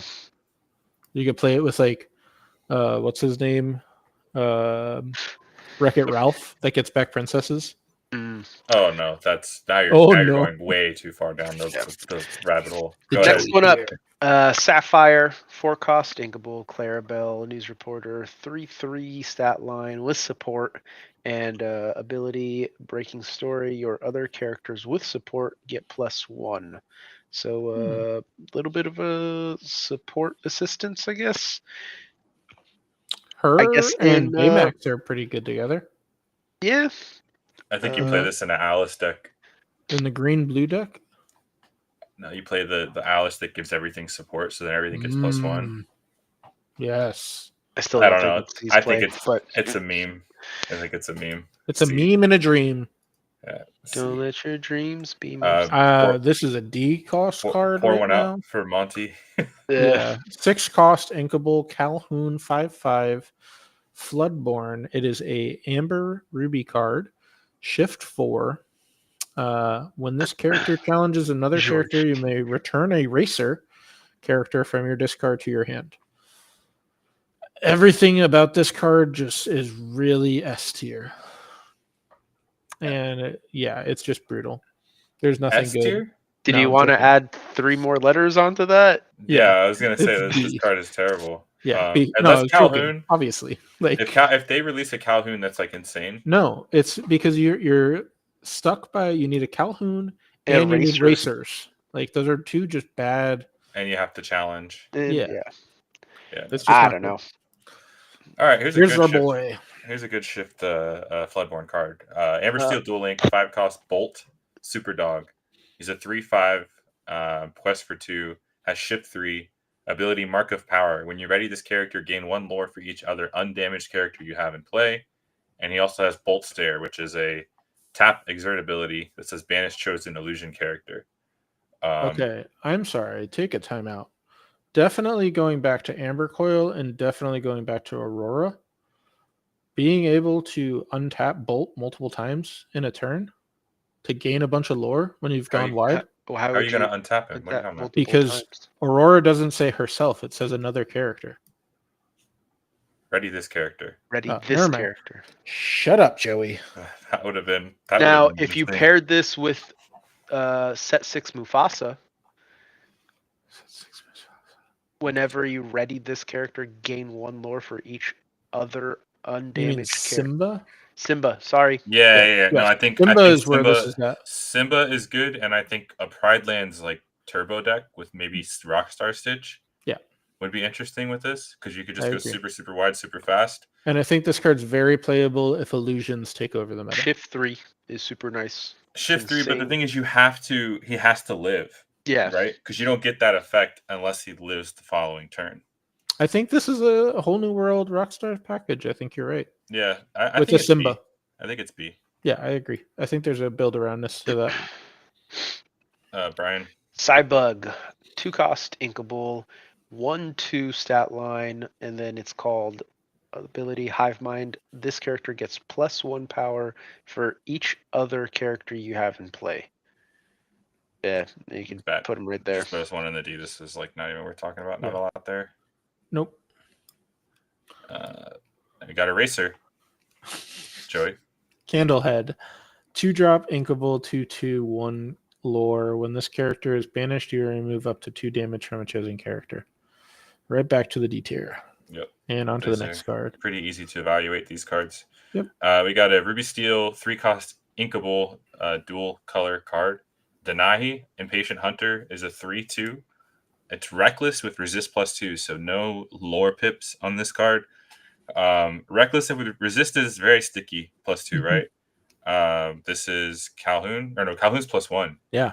This is stickier than Calhoun. So I actually kind of like this card solely because a lot of the, like in my small testing of Ruby Steel, there's a lot of 3-cost songs, and this guy seems like a great singer for them because he's sticky and he's kind of just that board presence that People Calhoun just is. ignore it.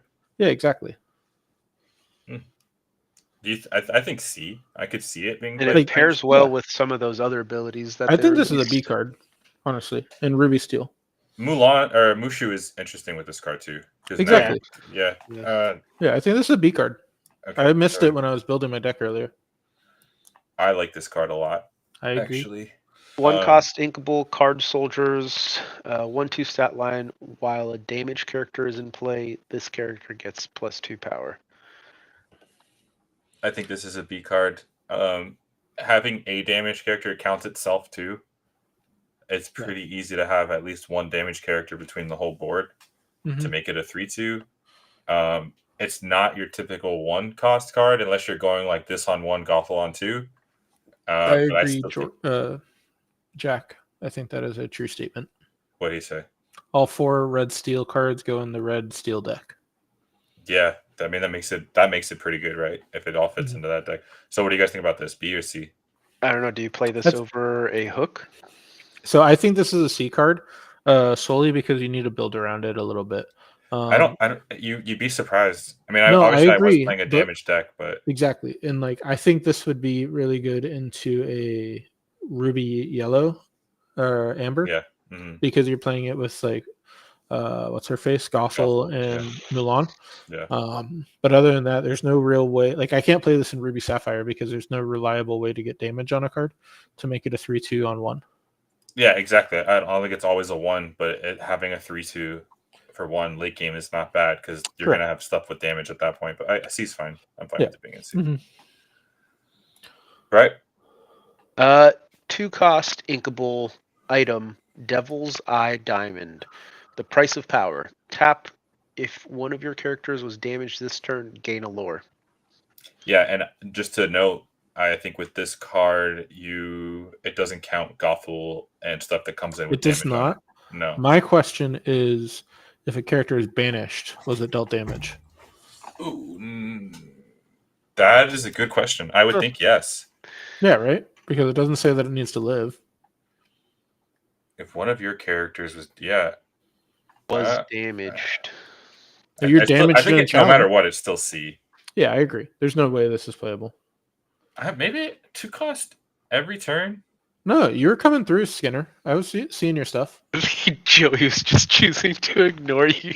Well, no, there wasn't. Come on, guys. I can't read the chat. You guys are in charge of the chat. Oh, I'm so sorry, dude. Oh, I did not see the Kamehameha thing. That's so funny. Sorry, guys. I have some scrubs watching the chat while I'm controlling the tier list. Yeah. Whoops. To be fair, really happy to see all the participation and Yeah. everyone viewing tonight. Thank you did for say being we here. were all trash. We should have brought that up. That's what we should. That happened this week too. We got called trash by Dick Burns, but that's all right. All right. So we just did. Oh, I'll bring it up. Stream it over. There you go. Yeah, stream it over. Joey, go ahead. This guy. All right, Dawson. 1-cost inkable or uninkable. 1/2. 1 lore pip. Once during your turn, whenever a card is put into your inkwell, look at the top card of your deck. You may put it on either top or bottom. This card is a Joey tier all day long because it's paired up with Oswald. And that is the only reason you would play this card. It's uninkable. Hold on. Before we show this card, make sure you like and subscribe. Oh and- my god. Yeah. We can't show this card unless you guys like and subscribe. I'm just kidding. This is a Diablo. It's a 2-cost Emerald Amethyst dual ink card. 1/2 stats, quest for 1. It is an evasive, and it also has Challenger +2, so it can be a 3/2 when it challenges. This is probably D, right? Yeah. Dies Just to. not good. I mean, Sorry. you have the Yeah. shift, I guess. It's a shift card, but I'd are you ever doing rather that? play the other Diablos. Oh, Brian's got a Ooh. fun one. 7-cost uninkable. Just got spoiled today. Donald Duck, Flustered Sorcerer, 5/6 stat line. George tier. Obfuscate. Oh, I messed that You up got for it. sure. That sounds You right. got it. It's Leviosa. Plus for 3, but this ability, first of its kind, opponents need 25 lore to win the game. I don't know why, man. As soon as this posted, everybody's like trash, but I don't know. I like it. I like it a lot. Like they have to deal with it unless obviously they got enough to quest to 25 right there on board. This card feels like in if- Magic, Platinum Angel. Mm. It is Platinum Angel means you can't lose the game. This is not necessarily that, but it gives you extra survivability. It's just got a big enough body, right? Like there's very little that's gonna take it out in that. If And you can I give know, it ward, and I know you were like super against it, Mike, but I feel like Blurple has so many games where it's like you finally start stabilizing right there, and these people are like right at 18, 19 lore, and you've cleared pretty much everything. They're just dropping 1 card a turn or maybe 2 cards a turn, and then you just slap this down. Most of the time, if let's say they're top decking, I know it's situational and stuff, but a 5/6 quest for 3, if it was inkable, it would be awesome. I just, for you specifically, I've seen so many Blurple yes, matches that's how it where works. you're like Skinner. right on the cusp. Yeah, I mean, you're not wrong, but could I afford to put it like if I'm never playing this over Hades? I think another cool deck that this could fit into is green purple. With No, the there's no way. There's no Why way they can not? afford to play a 7 It's cost too- uninkable. the no, only- you play it on 5 with What? Return to Hercules. Oh my god. See, I feel like this you're playing to like kind of you're stabilizing. You're trying to Yeah. delay. So here is this Like card Mikey, feels like a Mikey Blurple. locks somebody out. Yeah, or but this starts feels to like a lock out. Blurple card that's not the Blurple that you've been playing. Yeah. This is a different style Blurple card. I'd be willing to put this in B. That's about as high as I would go. I think That's this fine card with is me. not good. And then imagine you drop 2 of these. What are they gonna do? Quest to But you're 50? but you're at 7. You're at 7 ink. There's It so doesn't many things. stack. I know. There's so many things that kill this at 7. Like imagine you're in a red purple mirror because you're trying to prevent them from goat bouncing you, and they just goat and be prepared, and you just cry. This isn't a card that you play on 7. I think that's the wrong way to evaluate this. Yeah. This is a card on turn 10 when they're about to quest for lethal. For lethal. And they don't But have then you 25. just took your whole turn to play this, and if they remove it, you lose. No, But it's you are they always they so put close to lethal on locking board. out. They put lethal on board, putting themselves to 20 by questing out, and then you play this, and then you trade off your entire board, and now they don't have they need goat bounce to win. I'll try it. And now goat bounce doesn't kill you. I'll try it. Think I'll try about that. I'll You're try at it. 17. That's right, Wanksters. You play 4 of these bad boys. No, dude. Are they gonna quest? Are they gonna quest to There's 100? No way. No. There's No, way they're to not. Play 4 of those. No way. Oh man. Dude, this can you could've imagine been- if it's stacked? Oh, man. What if there was like a This what if there was could've like been losing quality. a card down the lines like static abilities are doubled or something? Ooh. I don't know. All right. Making 2 stuff up. cost inkable 2/3. When this character quests, if you have a character named Anna in play, gain 1 lore. This card is. It could have been Steam so much more. Deck. It could have been so much more, dude. I wanted this card to be good. I wanted an Elsa that was going to be good with the new Elsa, and this just isn't it. This card's garbage. I got Probably nothing D to say. tier. Put it in Yeah. D. Yep. I hope that Donald does get Enchanted. enchanted. I think it would look sick. Yeah, I want that mat. I want that on a mat too. Also, does that mean we're getting Kingdom Hearts cards? Because it does look like Kingdom Hearts. Emerald These? Coil, 3 cost, uninkable item. During your turn, whenever a card is put into your inkwell, chosen character gains evasive until the start of your next turn. Doesn't help me with Shark at all. I'm just going to go ahead and it's a 3-cost item. I don't really know that you're trying to do Nothing. anything with Just this. next. This is D Yeah. all day D? long. You don't think Yeah, that it's ever on fits in a It's Sapphire Shell? it's uninkable. You can't afford it. I would. This is a significantly worse Gazelle. And This is a Mikey card. Yeah, so we got Elsa here. 7 cost uninkable. It's a Sapphire Amethyst card. 5/5 stats, quest for 2. She's a Floodborn, so she has shift for 4 and has Winter Wall, because after all, she's the Winter Wall. Whenever this character quests, you may exert chosen character. If you do and you have a character named Anna in play, the chosen character can't ready at the start of their next turn. There's a lot of stipulations, so it's funny that her tag is Winter Wall because there's a lot of walls you have to jump over to make this card playable.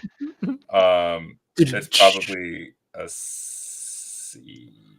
This is where I say this is B next to Anna, because I think this is part of that thematic Elsa Anna deck. If the Elsa that they printed was playable, that had a shift target, like I think the only one that I would say, if I'm not counting the 5-cost Elsa, because you're losing, ink at that point. There's one Elsa that does it's like a 3-cost uninkable that you tap it, give something challenger, and Put rush on a horse. Yeah. I think you're thinking of a different one, but Okay. that card could be a good target, but it's uninkable. Like, how many uninkables can you really play in this deck? Sure. It's not enough now. Because you're tapping out at 8 with the big Elsa, Spirit of Winter. It also is whenever this quest, so you can use it on your own genie to exert it right away. Oh my god. It's probably B. I'll put it in B. Yeah. But I've tried it, and I just feel like it doesn't fit in the current Blurple deck, and I tried to build a different core, and it just felt worse. Yeah. So, the shift for 4 is cool. The shift for 4 is great, but there's just no... Yeah, there's the 1-on-3, like, you're going to go uninkable, and you kind of want to skip 3 anyways. Yeah, I agree. With Blurple. So, unless you're just now... What are you going to take the ramp away from blue and just play Blurple because it has those cards? I don't think so. Yeah. All right, another Amethyst card here. Joe, you want to read it? Oh, go ahead, Joe. 1-drop inkable Dolores Madrigal 1/2 quest for 1. Whenever one of your characters sings a song, chosen opponent reveals their hand. I don't know. It's just not good enough. It's a cool effect, but there's nothing to do. I don't even think it's C. I think it's D. You're not gaining anything with the reveal. I mean, Diablo's playable, but it has a shift Diablo's target. playable because it's a shift target. Yeah, well, John seems to think that Diablo is one of the best 1-drops in the game. On turn 1. Yeah. When you get all that information. But that is like a really, really weird Merlin's Cottage or whatever. And you need to sing it. Next. Not good. Not good. Oh, we need a look up translate on that one. Yeah, which one? And I know Donald's here. This one, yeah. Fazhao. I like this card a lot, actually. All right, I'll read this. And that one. Oh, this one too. Man, it said Donald, so I thought I was good. I'll pull him up. And this one. Oh my god, I got it. All right, here we go. Edgar Baltazar. He's a 6/5 vanilla. He's a Maui without rush or reckless. So he's going to D tier. Vanilla straight to the D tier. Nothing to say. You ready, Joey?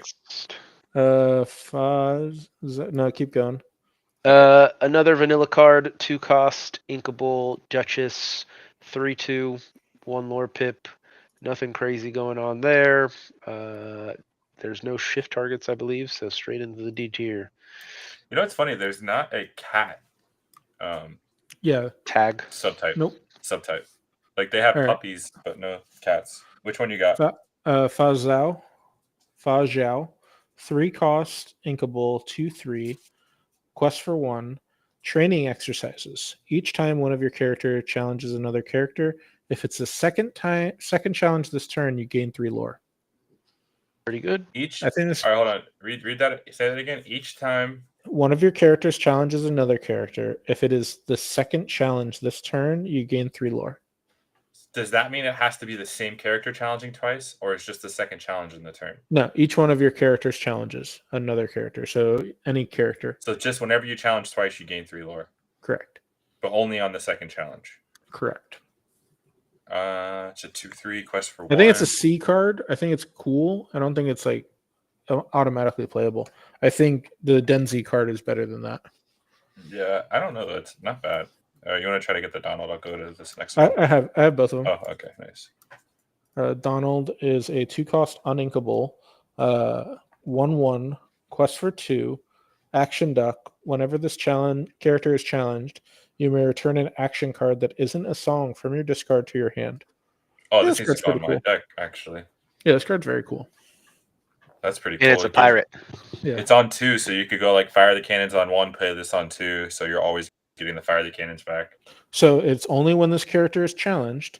Oh, So never mind. It's D. it's I 1/1's think it's a just cool not gonna cut concept. it. It's just not there. Yeah. 1/1's just not going to cut it. All right. Do we know what this one Yep. does? Double trouble. I think this card's very good. 2-cost action. Deal 1 damage up to 2 characters.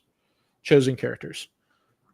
It's probably C. I mean, 1 damage is kind of whatever. I guess unless you're playing a damage matters deck. So here's 2 things that I want to say with this. This card against Vanish decks lights out. Yeah. This card with a green shell with those damage matters cards lights out. I would say C. I think so too. I think it's close to B though, because of that other card that we're going to look up later, the King card that you like a lot. Oh, I love that card. Yeah. This card does very well with that. It does, but 1 damage is so little for 2. I mean, obviously, like a lot of those damage matters deck, action matters too. So they're both kind of hand in hand. So it's interesting. It's inkable, so I don't hate it. Yeah. Oh, that's another one. Fix it, Felix. And Fidget as well. We got a lot of other language cards here. Sorry, Brian, you want to read this one? Yep. 4-cost inkable Dr. Calico in steel. 3/4 stat line. Quest for 1. Ability is going to be you're beginning to irk me. While this character has no damage, he gains resist 2. I don't know. It's like a Lawrence, but not that good. No, it's bad. The initial, like the resist 2, it's with a 4-cost 4 health. You're likely having to swing 2 things into it. But it's George, quest for yes, 1. we do have the translation for that. A quest for 1, and it's a 3/4, and it's 1 turn later than Lawrence. I think this card's unplayable. I agree. It's a D here. Next. All right, I got your cards. Fix it, Felix. 5-cost inkable 4/4. It is a ruby amber card. Ability: Let's get to work. Whenever you return a racer card from your discard to your hand, you may ready chosen racer character. They can't quest this turn. The rest of the turn. I just don't think the racers are ever going to be good. Like they need so much. They need like an actual good racer, and a bunch of mediocre cards doesn't make a good combo, in my opinion. They're all mediocre. Yeah, I agree. Sugar Rush combo from this past set was pretty. As a letdown. It's not worth it for me. It's because the purple shell's too good for locations. I stand by that for a long time. Put it in C or D? I put it in C. You want to put it in D? I'm a D card for that. Okay. And then anyone found a translation for the Legendary Queen? Did you answer that already? Okay. Yeah. Oh, we have that one when we hit. Yeah. That Fidget. card is going to be. That card's broken. Yeah, I like that card. Fidget, 4-cost inkable 2/3. It is an Emerald Ruby card. It is a Storyborn ally. It is evasive. It has the ability I took care of everything. Whenever this character quests, chosen other character of yours gains evasive until the start of your next turn. It also quests for 2. This seems like a very similar to Tinkerbell set 1. Yeah, exactly. But it's quest instead of play. It's quest, yeah. And it's locked to dual. Like this card needs to be better for being a dual color card. And this is the only thing. 3/3 would be nice. It's an uncommon, so like I get it. I don't know, but it's still dual color, so it's so restrictive. Like it's never good enough. All right, Gruinge. He's a 2-cost character, 2/2 stat line, quest for 1. Somehow Emerald. not an alien. Yeah, I figured it out the hard way earlier when I had this in my deck. He's a pirate, though. Whenever Yeah. this character quests, you pay 1 ink less for the next action you play this turn. So he's like a mini Iago from a couple Yeah. sets ago. It's probably maybe an action deck. Maybe But to has play. to quest. So that says Iago, but Iago's evasive. So you're probably only getting this to quest 1 time. Probably makes it a D tier, right? You could play the Hercules card for 4. Okay. You can No, play just- Fire the Cannons for free. Free. Yeah, I think it's still D. I don't know. You could play Hercules for 4 and get a what's his face? But Shark how out. you have to like pray to the gods that your opponent didn't draw into one of their bombs. I as feel well. like if you're against Ruby Sapphire, that's you just true. don't ever Yeah. play that action card. Yeah, and we haven't got to that card yet, but we'll get there. Yeah. 3-cost inkable. Gaten. I don't know how to You say got that. it. He's the mole. He's Yeah, the the mole. mole. Vanilla quest for 1, 3/4 in Sapphire. Slapper right down in D because does nothing, no shift Okay. target. Yeah. Our D tier is Moving pretty on. big here. Yeah. I mean, there's a lot of unplayable cards. I mean, that's fine. Here he goes killing again. Do you want to read this one, Joey? Yeah. Gone to 4-drop, uninkable, 2/4. When you play this character, characters cannot exert to sing songs until the start of your next turn. Each player pays 2 more to play actions or items. This card is crazy. Yeah, just to point also that the pays 2 more for actions or items also doesn't apply to singing songs. Yes, that's a good But point. that does mean that you can, if you play a song and you don't sing it, you have to pay the extra. You do as well, yes. No, but I'm saying that, but it still applies to songs, but just not when you're singing them. Yes. I think that, but you can't sing them. Only when you play them. Okay, that's fair. Okay. I think this card's really good with like Tiana, maybe. I think it's good on its own. Yeah, I know all the Steel Song players were crying when they saw this, so I think that means it's good, right? That means it's good. I think it's B. I didn't realize that it was. I thought it was a static ability. I thought it was like Ursula. So it's actually the second in part my is eyes is a little bit less. The second Just- part is, I agree. Yeah. and like it messes with your brawls, it messes with items as well. So initially I was like, oh, it's good against Steel Song, but this could be an A. it's also think it's an gonna bungle up Ruby Sapphire players Yeah. playing items. Yeah, I do think it kind of screws them up a little bit. Not Yeah. when you play Sisu. After The only you ink. downside is the uninkable. Uninkables are so tight right now as it is, Yeah. but I think it'll see a lot of play. I think It's it's top of between B, bottom of A. I think it's A tier because of what I'm seeing also in B. I think that's A tier.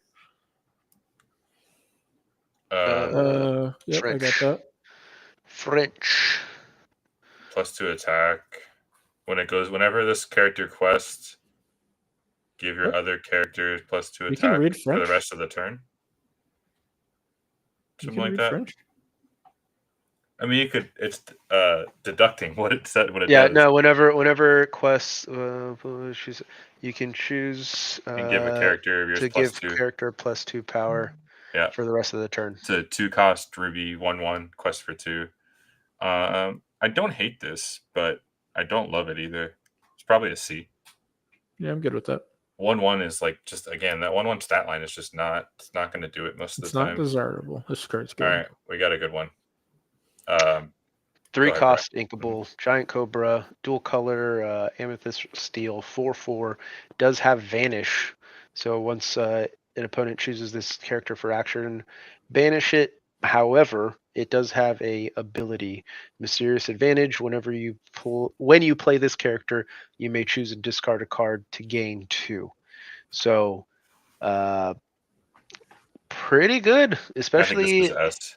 in an amethyst I'm deck fine with where you're typically, keeping a healthy hand size and then be able to not only drop a pretty decent body on 3, but discarding and gaining 2 right off So- the rip.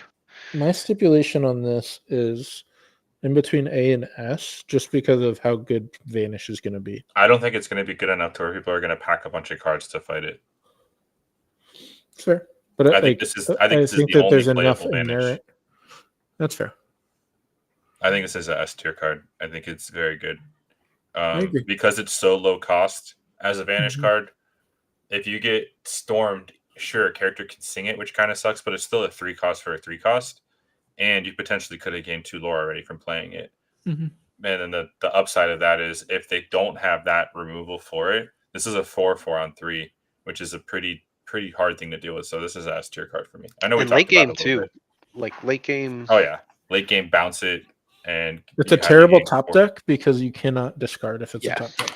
Yeah. I mean, it's still a 4/4. Yeah. I don't know if I would say it's a terrible top deck.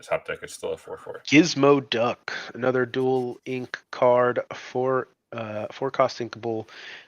I like this card a lot. I Just do too. like the artwork and stuff. But 4/3 stat line, resist 1, great. And then this character can challenge ready damage characters. Another one of those damage matters. But it being steel, you're able to do that. The resist 1 I Really? think card's guarantees good. it trades pretty well. I think this card's a B card. I don't know. It's inkable. That's one reason I put it in B, but they have to be damaged. I think the readiness, I think it's B. Okay. Good enough for me. Hey is vanilla. Shift going, target. Yeah, it's a the shift target, but it's going to D. Yep, that's fine. Hades, we got a Ruby Amethyst, 6 cost uninkable. Ruby Amethyst really lit it up this set. They got some really good cards. George tier. He's a 4/6 quest for 2.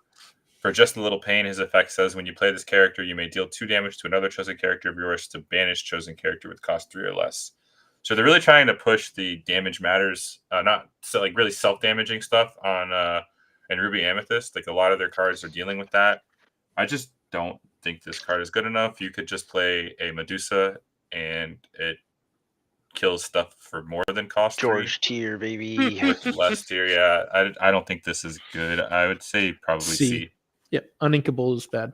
Yeah. It Well, I mean, competes with uninkable the isn't always bad because but they it have competes uninkables with the already. cheerleadies. Yeah, If you exactly. guys, if anybody watching in the chat and stuff have any comments or like you Yeah. guys disagree, please write it up. Give us your reasoning. We'll talk about it. I like this, not this card though. I like this card. Another dual ink, 7 cost inkable, the new Hero Hamada, 4/6 stat line, shift 5. And that is a crazy effect. Floodborn, you can be way more. Your Floodborn characters that have a card under them gain not only evasive, they also gain ward. Quest 4/3. So you are like doubling up on protection. I know Mhm. somebody commented something about Shark being a problem. I don't really, at least in this dual ink color of Sapphire and Emerald, don't really care about the Shark. There's ways to get rid of it. Yep. I think this is awesome. It like protects your entire board. Questing for 3 is a lot too. Questing for 3 is significant. And again, we already saw a bunch of these other color combos, or in this color combo.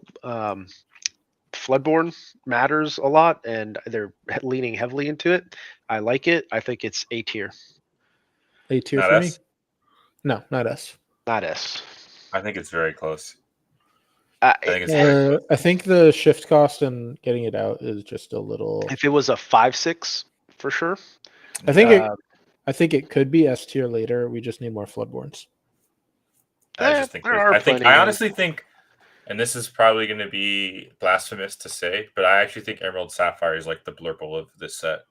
I think it's actually going to be pretty good. I think agree. it's going to be great. Yeah, I'm down to keep it in A, but I think it's a very good card. Making Diablo with Ward is retarded. I guess I can't say that word, but I just did. So, Helga St. Clair, 2 cost uninkable steel card, 0/4 challenger +3 during your turn. This character gains evasive. I don't think this card's not bad. It's uninkable, think which is so, the only yeah. downside, but a 3/4 evasive is kind of good I on agree. your turn. I think it's C. Yeah, but I do think it's a viable shift target for Helga. I think it's cool. Yeah. Joey. 5 cost inkable. Hey. 1/5 quest for 2. Shift 3. Resist 1. When you play this character, put all cards from your hand into your inkwell face down and exert it. This is a Joey tier, if I say so myself. I think the downside of this card is you have no hand. Losing your hand? Yeah, I would say so. But I think we'll see a little bit later the Jasmine card, I think, is pretty good with this. Being able to quest for every ally that you have and you draw a card. We'll get to that later, but I think you compare it with that. Maybe a whole new world as well. I think there's ways to play with this. I mean, could be wrong on this one, but I think this card is very bad. Yeah, that's why it's Joey tier. Brian, anything? No. Okay. He's a tramp. It's an emerald, 1-cost inkable song. Chosen character gets +1 this turn for each character you have in play. Jack's deck this would be interesting in, but I think that there's a tramp that does this on a body. That's probably better. So yeah, I don't think this one's playable. It's probably D tier for me. Yeah. It's a song though, so like that's the only thing. Hero Hamada, 3-cost inkable, 3/3. When you play a Floodborn character on this card, draw a card. Quest for 1, nothing crazy, but it does give us another shift target for that 7 cost. There are 2 other Hero Hamadas in Sapphire that can be used as well, but I think this one takes the cake. I think it's a B card. Yeah, I think so too. Yeah, because I think of you're Baymax. gonna play between Baymax and the 7 cost. Yep. It's and we talked about this card before. Remember saying that if this was a 3/3 and you had potential to draw off of it, it's pretty good. Yep. This is a 3/3 and you can draw off of it quite the shift target's what makes this, in my opinion, you have 8 way cards better. that can shift onto it, depending obviously how many of whatever you play. But and you just draw just for doing it. Solid. It's Honey Lemon, 2-cost inkable, 2/2, quest for 1. Whenever you play a Floodborn character, if you shift to play them, you may remove up to 2 damage. This is probably C or D. Yeah. There's no payoff right now, like we talked about earlier, for removing damage. It doesn't do anything. Honey Marin, 2-cost amethyst card, 2/2. When you play this character, if an opponent has an exerted character and play, gain 1 lore. This card is D. It's just not good enough. Even if you lock them out and they're tapped for turn or whatever, like just 1 lore is kind of meh for 2. Yeah. We talked about this one, I think, already too. It's an amethyst Iago, evasive with vanish. It is a 4/6 body, so it has that vanish keyword we talked about before, that if it gets targeted by an action, it'll be banished. It quests for 1. It's kind of like a genie killer. I can see this as a couple tech cards for genies. It's inkable tech cards, so it may be okay, but I don't think you're ever playing more than 2 of these. Yeah, and with Genie kind of taking a downturn in how much play it was getting, I think it's probably C tier. I just gotta grab my charger. Yep, C tier. Joey's got to get that one when he comes back. Brian, you want to read this one? Yep, Canine Crunchies, 1-cost inkable item. You can be a champion too. Your puppy characters get +1 health. So kind of just rolls into the whole thematic of the puppies. A bunch of them got spoiled today. Yep. If they're running a puppy deck, great, I guess. I don't think it's going to be a great deck at the moment. Yeah, I don't think it's going to be viable. But so this is meh. I mean, D tier. If this said gives puppy characters 1 lore, I'd be all right, but not for 1 to get that is not good enough. Okay, he's got to get that one too. Jafar, we talked about as the amethyst dual ink color card, 4-cost inkable 2/4, quest for 2. During opponent's turn, one of your illusion characters is banished. You may return that card to your hand. This is kind of insane with the snake too. But, it's still probably a C tier card because the stat line's not great and there's not a whole lot of illusions. So it kind of does a whole lot of nothing. Set 9, maybe. Yeah, maybe, yeah, for sure. This is also, I think, another language. Yep. Another language. Ink Geyser. We kind of spoke about that before, but we did. 3-cost uninkable. I think it's pretty powerful. I'm sure there's going to be plenty of decks building around this. I how effectively they're gonna build it, we'll see. And I'd probably plop it there. But I do think it has a potential to be kind of meta defining in a way. So Yeah, I think As a A is safety fine. precaution, A is good. Yeah, I think A. There's a lot that you could do with this card. I think that it's going to be interesting to see what people come up with, whether you go an aggro game plan or you try to, ramp ahead of your opponent and set them back or whatever. drop some bombs and then just destroy. Yeah, Yeah. it's an interesting card for sure. Man, are all the Sapphire Amethyst cards or Sapphire Emerald cards are going to be in A tier? It's crazy. Yeah. Joey, can you look up Jasmine? Yeah, I have that one. John says it's going to be the biggest bill of this set. I can see that. I don't know about the biggest bill of the set. It'll be close. I think the biggest bill of the set is this card right here that Joey and Brian convinced me to put in there. Which one do you want first? Isabella. Okay.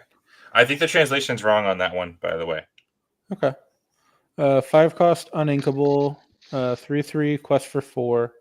I don't want to be perfect. Whenever one of your characters sings a song, this character can't be challenged until the start of your next turn. Okay, that is the right one. This character, because I think the original was that none of your characters Correct. can. So that is the correct. I think it's super interesting because she's so similar to her Amethyst card. Yeah. She in her Amethyst version, she quests for 4. None of your other characters can quest after she does. She's also a 5 cost, and she has 3/3 stat line. So it's an interesting card. It's probably a C tier though, right? Mm-hmm. I agree. Uninkable is just rough.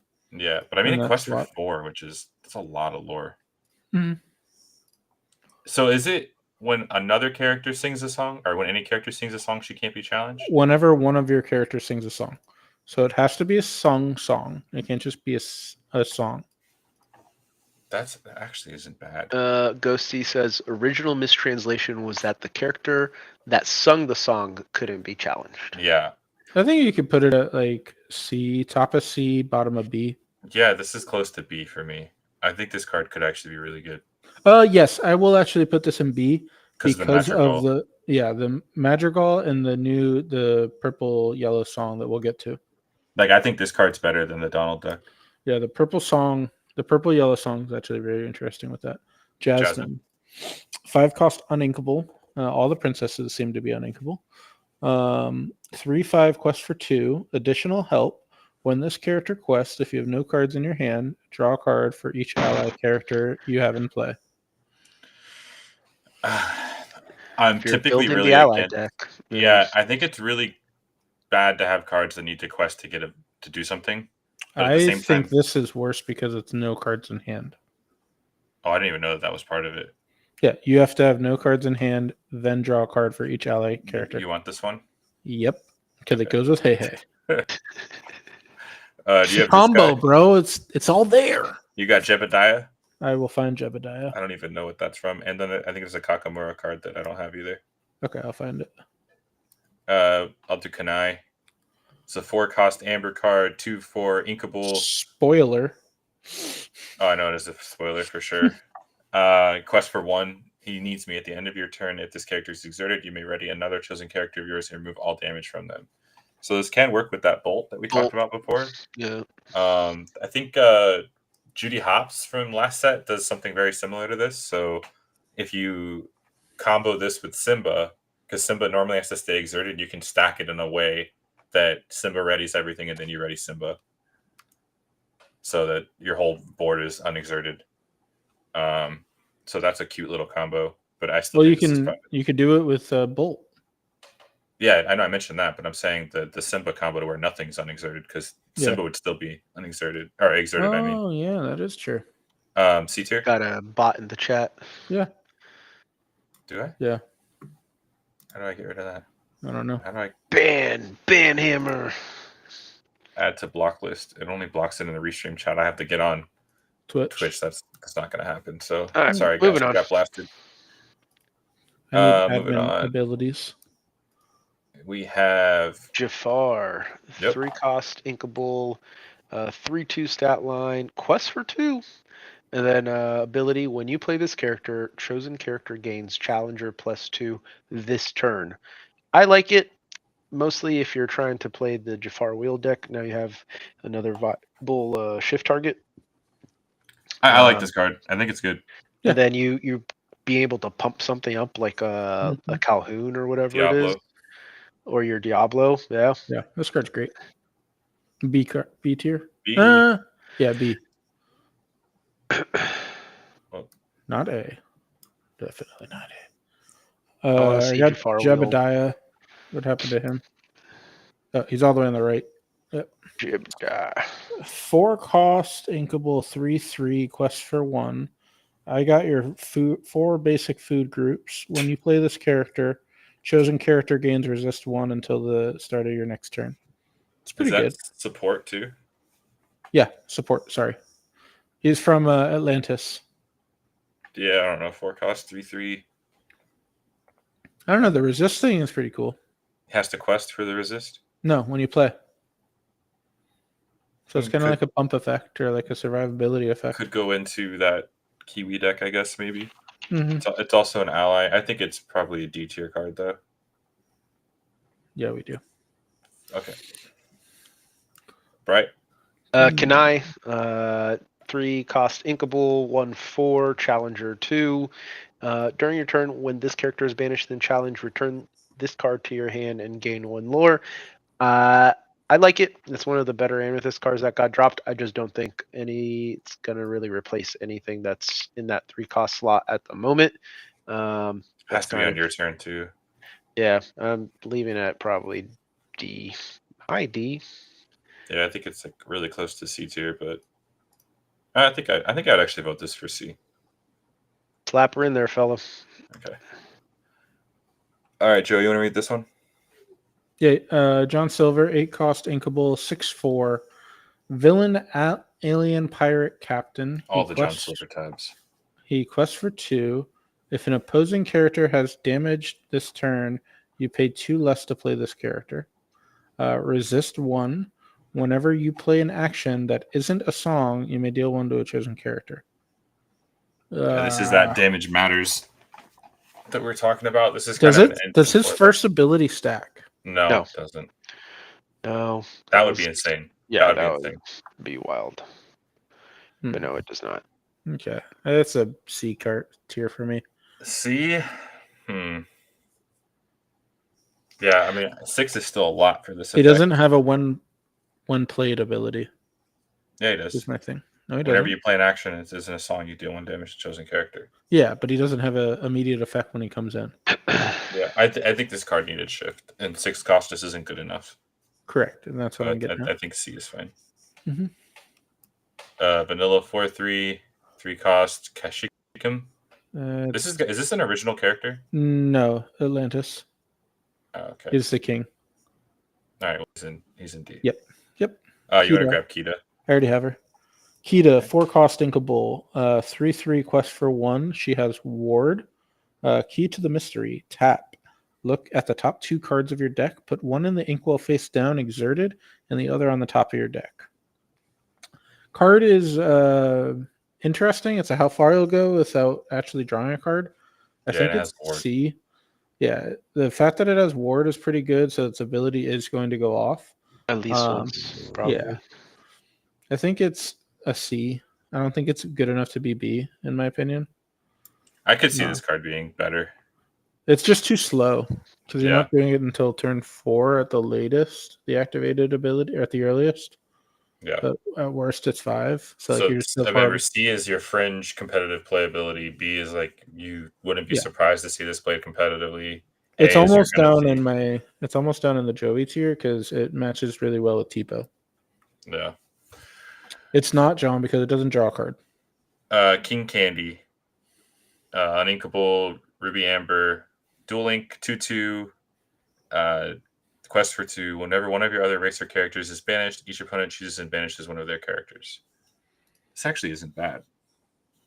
Whenever one of your other racer. Yeah, but I still don't think it's bad. You play it. Yes, but you're locked into a racer deck, which already sucks. It looks like Prince Philip. Yeah, Prince Eric. Eric, yeah. But Eric is himself. But this, like, if you had a racer deck locked in, and your opponent taps sideways, and you just This start is not a wiping their card that entire we board. need to be talking about too much. Okay, C or D? D. D.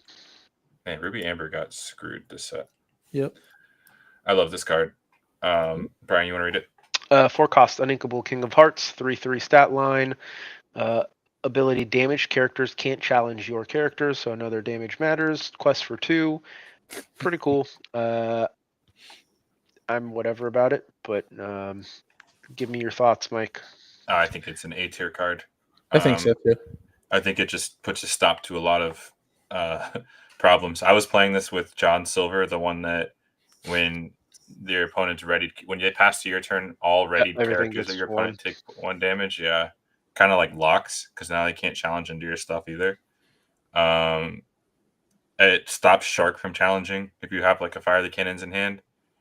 I think this card is good. I like it. I think that's why you pair it with that other 2-drop that deals 1 to 2 different things.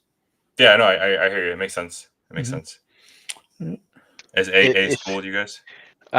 So Skinner, go ahead and bring that racer deck to the 10 case. Yeah. I would love to see it. Come up from Cuba and play that deck. Yeah, I'd love to see that too, because I don't think it can happen. You can go. You can go 0-2 like Dick Burns did both days. Ooh. You can clip that one and tag him. Oh man, King Stefan, and he is a king. Both in the South Florida Lorcana network and this guy, but this one is unplayable. Right, 5 cost 4/7. I mean, that's a big body. Yeah, the only thing that is coming to mind is the king tag, but that's about it. No, not enough. Not enough. Right. Kronk, I got it. Kronk, 5 cost, uninkable. Make it up. I believe it says whenever you would discard a card, don't discard a card. It's whenever an effect Yeah. is. But I'm still pulling it up. Go to the next one. It's going to be a B tier, in my opinion. Yeah, 4/4. I definitely think it's a B tier. Is it? It's with Ward, right? Yeah, Ward, with Ward. if an effect would cause you to discard 1 or more cards, you don't discard. Yeah, I think this card's good, actually. I think it's A, B. I think, I like it. I think this card is good. I want to build around and mess around with it. John chimed in. He said it's B. Yeah. All right. Coda, 3 cost Amber, 2/2, quest for 3. Aggro list. Inkable. Yeah, I think this is fine. Okay. It's probably C. Yeah. Potentially B. I mean, 3 cost quest for 2 that's inkable is not that bad. I guess this is Piglet, or quest for 3. This is Piglet's stat line for 1 more cost, so probably not that good. Joey? Cusco. Brian, go ahead. Yeah, go ahead. Uninkable 4 cost, 2/2 stat line. Kind of crappy at that cost, but evasive.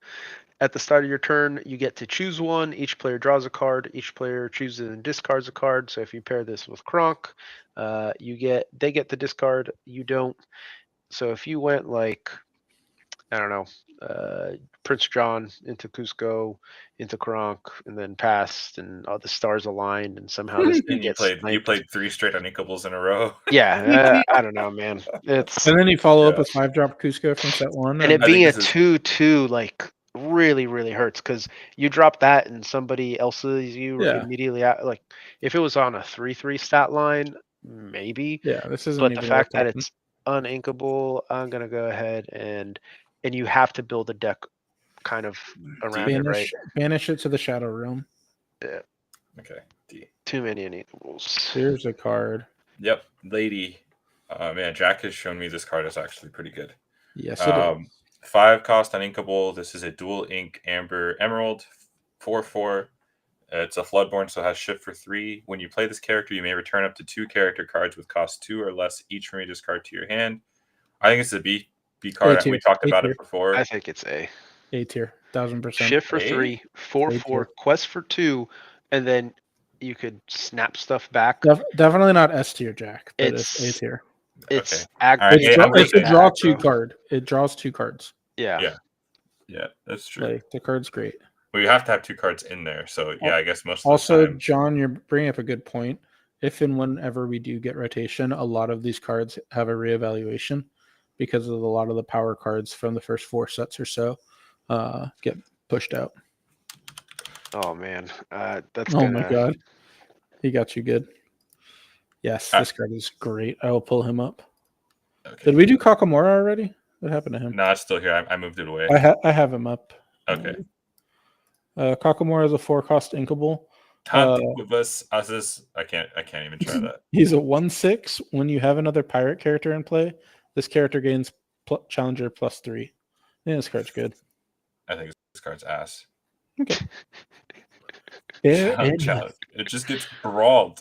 You play this, and Red Blue just says, "Okay, I'll see through this" without even having. There's like I guess whenever like there's cards that get released, and maybe that'll change in the future. But right now it's like with Red Blue being the deck to beat, right?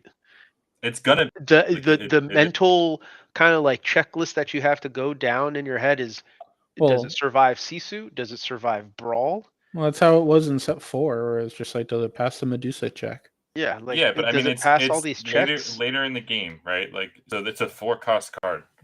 I don't need my 4-cost to get a challenge value. Yeah. Speaking of, like, this card's also really bad. I think. Yep. Has Ward though. It has Ward, but it's a 2-cost, like, or 2 attack for a bodyguard. I don't know. It's just bad. This is. It seems like a. I don't know. This competes with Chenpo. What? You can remove Chenpo with a removal spell. You cannot remove this with a removal spell.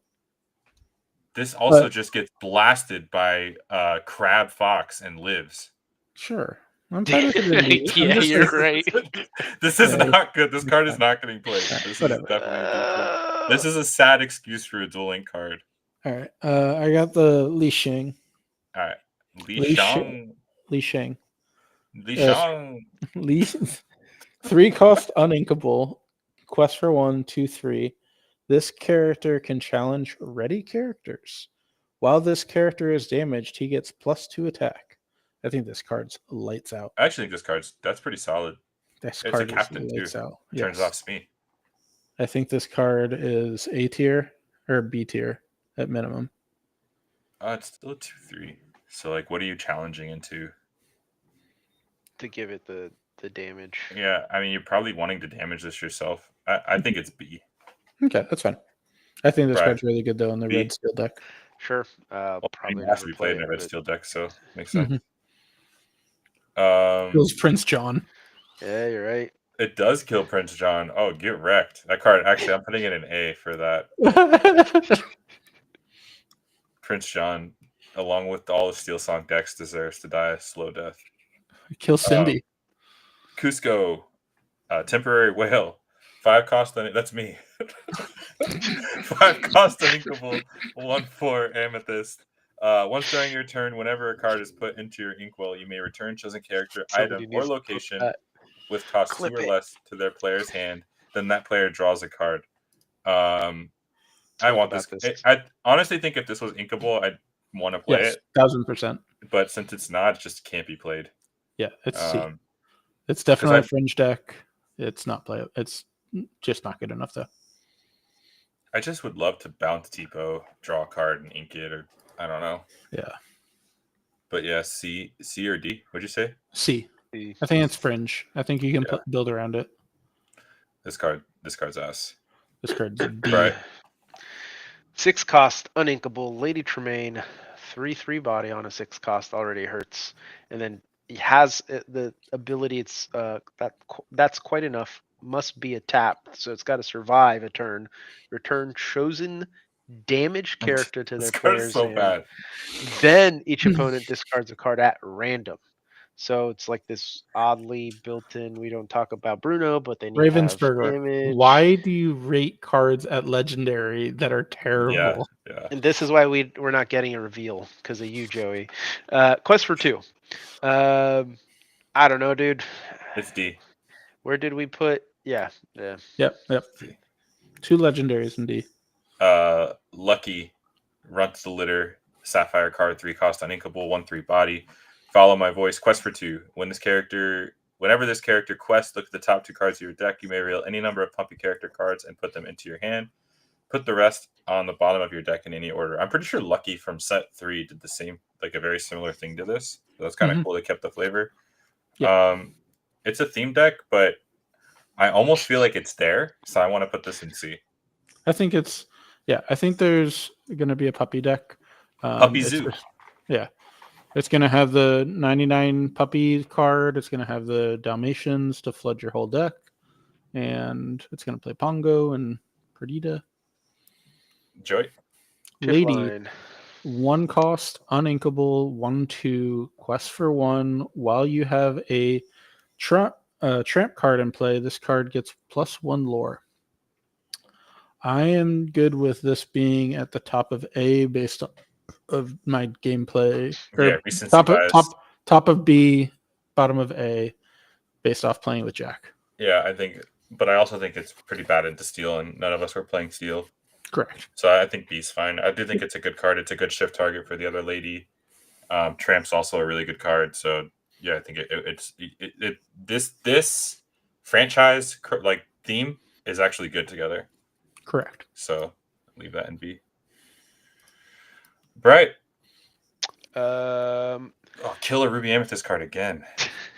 George 4 cost, inkable, Madame Medusa, 3/4, dual ink, Amethyst Ruby, search the swamp. She won't find Shrek there, but whenever this character quests, you may deal 2 damage to another chosen character of yours to put the top 3 cards of chosen player's deck into their discard. Yeah, this trash. George trash. D. Mm-hmm. I want this card to be good, Joey. Yeah. Lyle Tiberius Rook, 8 cost, inkable, 6/4. Isn't it Rook? Rourke. My bad. What the ruck?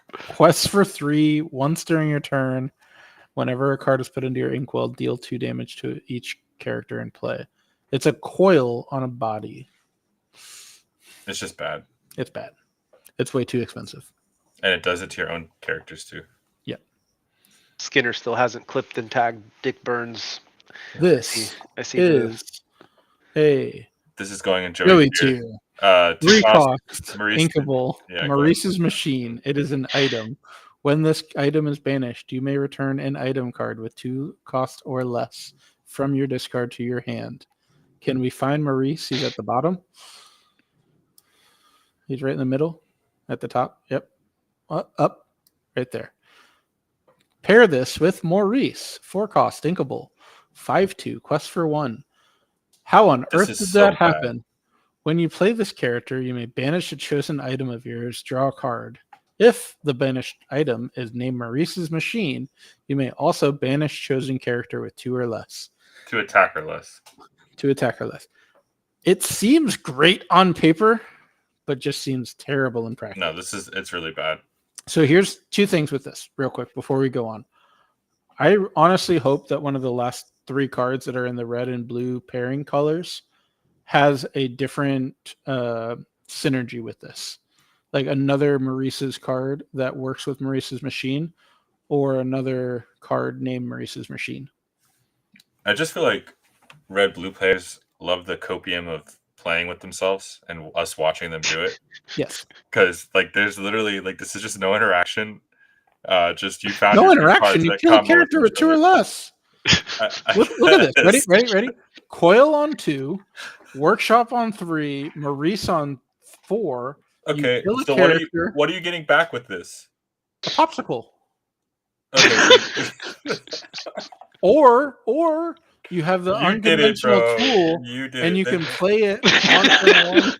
Joe, you have all these cards you get to play with this set in your tier. That look, these will be bulk from my cases that you can have. Oh my god! All right, Mariano Guzman, Amber, 3 cost, inkable, 3/4 body, quest for 1. While you have a character named Dolores Madrigal in play, this character gets +1 lore. This is a theme deck card. It's probably D, unless there becomes a Dolores that's really good. 3/4 is a pretty good body, especially if it quested for 2.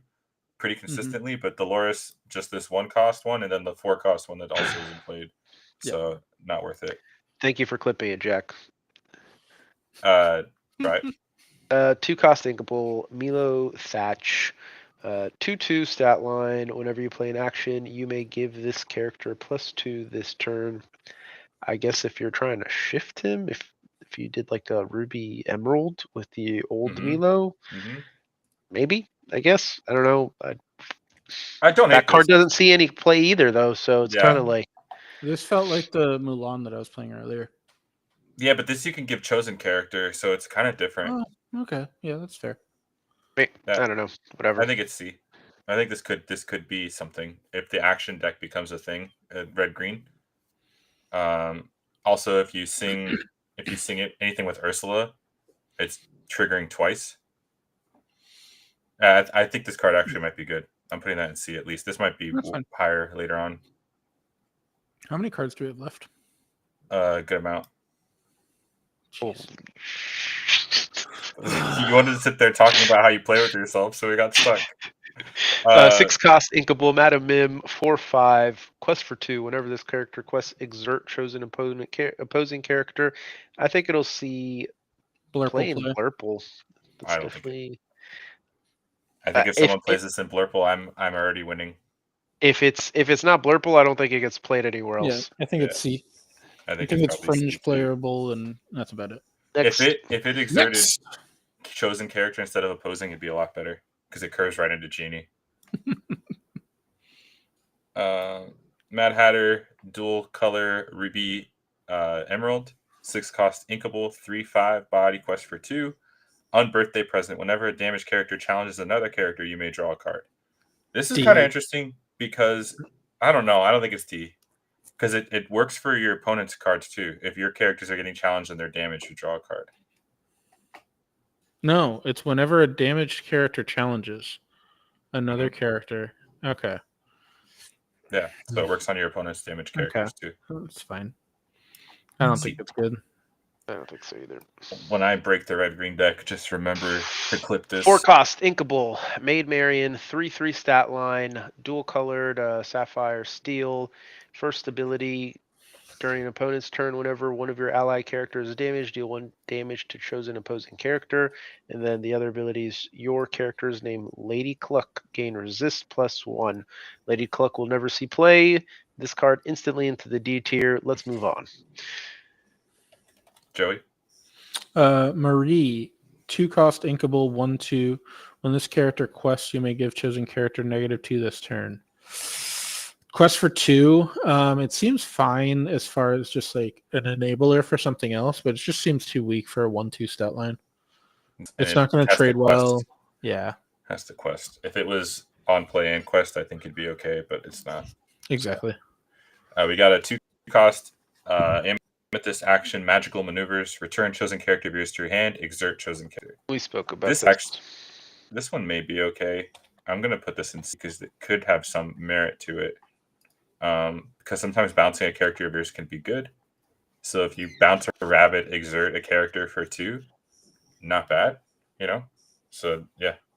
Oh, this is actually exert chosen character. Huh.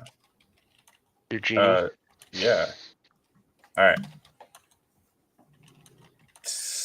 I'll read this one too. This is a Blurple dual color, 1 cost Inkable Merlin. I'm not even going to try to pronounce that, but it's a 0/1 body quest for 1. Whenever this character quests, name a card and reveal the top card of your deck. If it's the named card, put it into your inkwell face down and exerted. Otherwise, put it on the top of your deck. Obviously, you want to play this with Merlin's Cottage. Could be interesting, I guess, on the play, right? Because it has to quest, so it's probably only going to quest 1 time before it gets banished. So, not great. Definitely D tier. One of you guys? Mickey Mouse, 2 cost Uninkable. It is one of those legendaries of the set. 1/1 stat line, but very interesting ability. During your turn, whenever this character banishes another character in a challenge, you may play a character for free.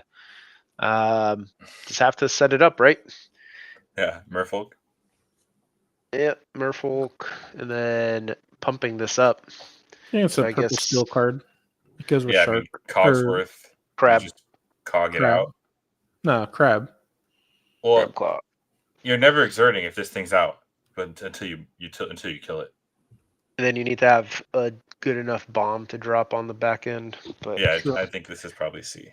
I agree. It's a builder end card. I like this one though. 2 Really? cost, uninkable, Minnie Mouse, 1/2. Doesn't quest for anything. Whenever you play a character, this character gets +1 this turn. Whenever this character quests, chosen opposing character loses attack equal to this character's lore pips until the start of your next turn. I think this card's cool. I think it's got like some build around qualities. I think it's also a C tier because I think the requirements of it are just too much. Yeah. It's a Surfer Stitch, or not Surfer Stitch, a Rockstar Stitch Zoo combo kind of thing. Ooh, okay, that's actually interesting. Yeah, I have to test it, but I think it could potentially be good. Yeah, that'd be cool. We got a 3 Mirabelle. cost, Inkable Mirabelle Madrigal, 1/3, dual color, Amber, Amethyst, Evasive Singer 5. Again, we had some other spoilers for this color pairing. Probably C, gonna have to be a build around. I think this is super close to B because at the floor of it being an Evasive Singer 5 for 3 is not bad at all. Right? Because The evasive is nice because what I'm typically saying. you're super afraid of Yeah, tapping getting your blasted. exerting your singers and kind of getting blasted. But yeah, I don't know. I could see it being B. I think this will be C French play. I think that's The B thing you gotta because see what that color pairing does, right? Like I think the new Maribel with that is really good. The shift target makes it very good. It's evasive and it sings 5. And I believe the Maribel or the Madrigal song is a 5 cost song. Yeah. This character costs 2 less when you have an ally in play. Yep. And I remember we thought this was stackable. Yeah. It's still not bad. It's a 4 cost 5/5. Right? Yeah. If you have an ally out, and there's a lot of allies, so I think it's C. But she's not a ally. Okay. She's still a 4 cost inkable 5/5, like Scrooge. Correct. But Quest for like, two, but if you're going to be playing allies matters decks, like the more non-allies you put in it, the more you're diluting it. You know what I mean? yeah, so D. My opinion. This is a build around card I want to try. Mittens, 5 cost uninkable, Sassy Street Cat. He's an Amber 4/5 quest for 2. He's a bodyguard and has an ability that says no thanks necessary. Once during your turn, whenever a card is put into your inkwell, your other characters with bodyguard get +1 lore this turn. There's a lot of bodyguards, but they're all kind of bad. So maybe this isn't ever going to work, but I do want to try it just to see what happens because you got these big statted bodies that can maybe quest for a bunch out of nowhere.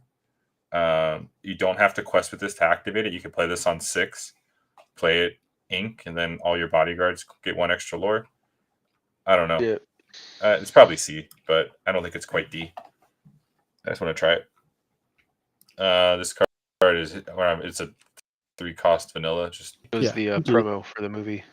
Yeah, on a promo. Sorry for those of you not watching. Right. 4 cost inkable Moana Ruby 4/3 stat line with evasive adventurous spirit. Whenever this character challenges another character, another chosen character of yours gets +3 power this turn.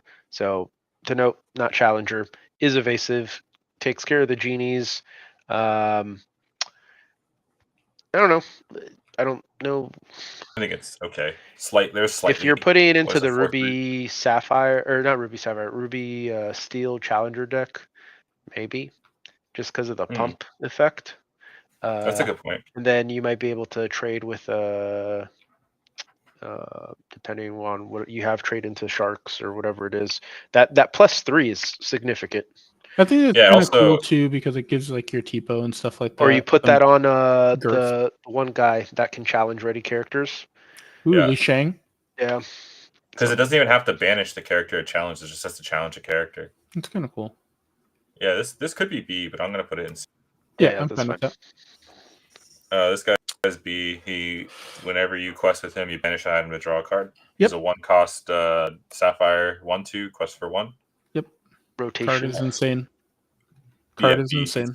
I think he's solid. I think he's a lot worse than Flaversham. I was telling you, The Joe. only Oh, art. 1,000%. He's 1,000%. I hate the art. It's growing on me. I love this art. 3 is one of my cost favorites. inkable Mother Gothel 1/4 quest for 1. Whenever one of your characters challenges, you may remove 1 damage counter from your chosen character to chosen opposing character. I really like the art, like you said. It almost looks like Enchanted-esque without being an Enchanted. However, the questing requirement Yeah, makes it's so it bad. It's a D card. Wait, questing requirement? Or challenge requirement. Challenge requirement. Yeah, But even it's whenever. in that damage matters deck, it didn't even Yeah. make it. All right, next. This one's a Smee. Mikey card. This is a green steel, dual ink, 3 cost uninkable, Mr. Smee's, 3/3 body, quest for 1. Pipe up the crew whenever you play an action that is song may ready chosen pirate character. I think this is an A tier card because you ready the pirate and you can quest with it. There's no restrictions. Yep. Yeah, normally it's like, oh, you can't challenge or quest or whatever, but no restrictions at all. Pretty solid. Yeah, And, so John Silver with 3/3? locations.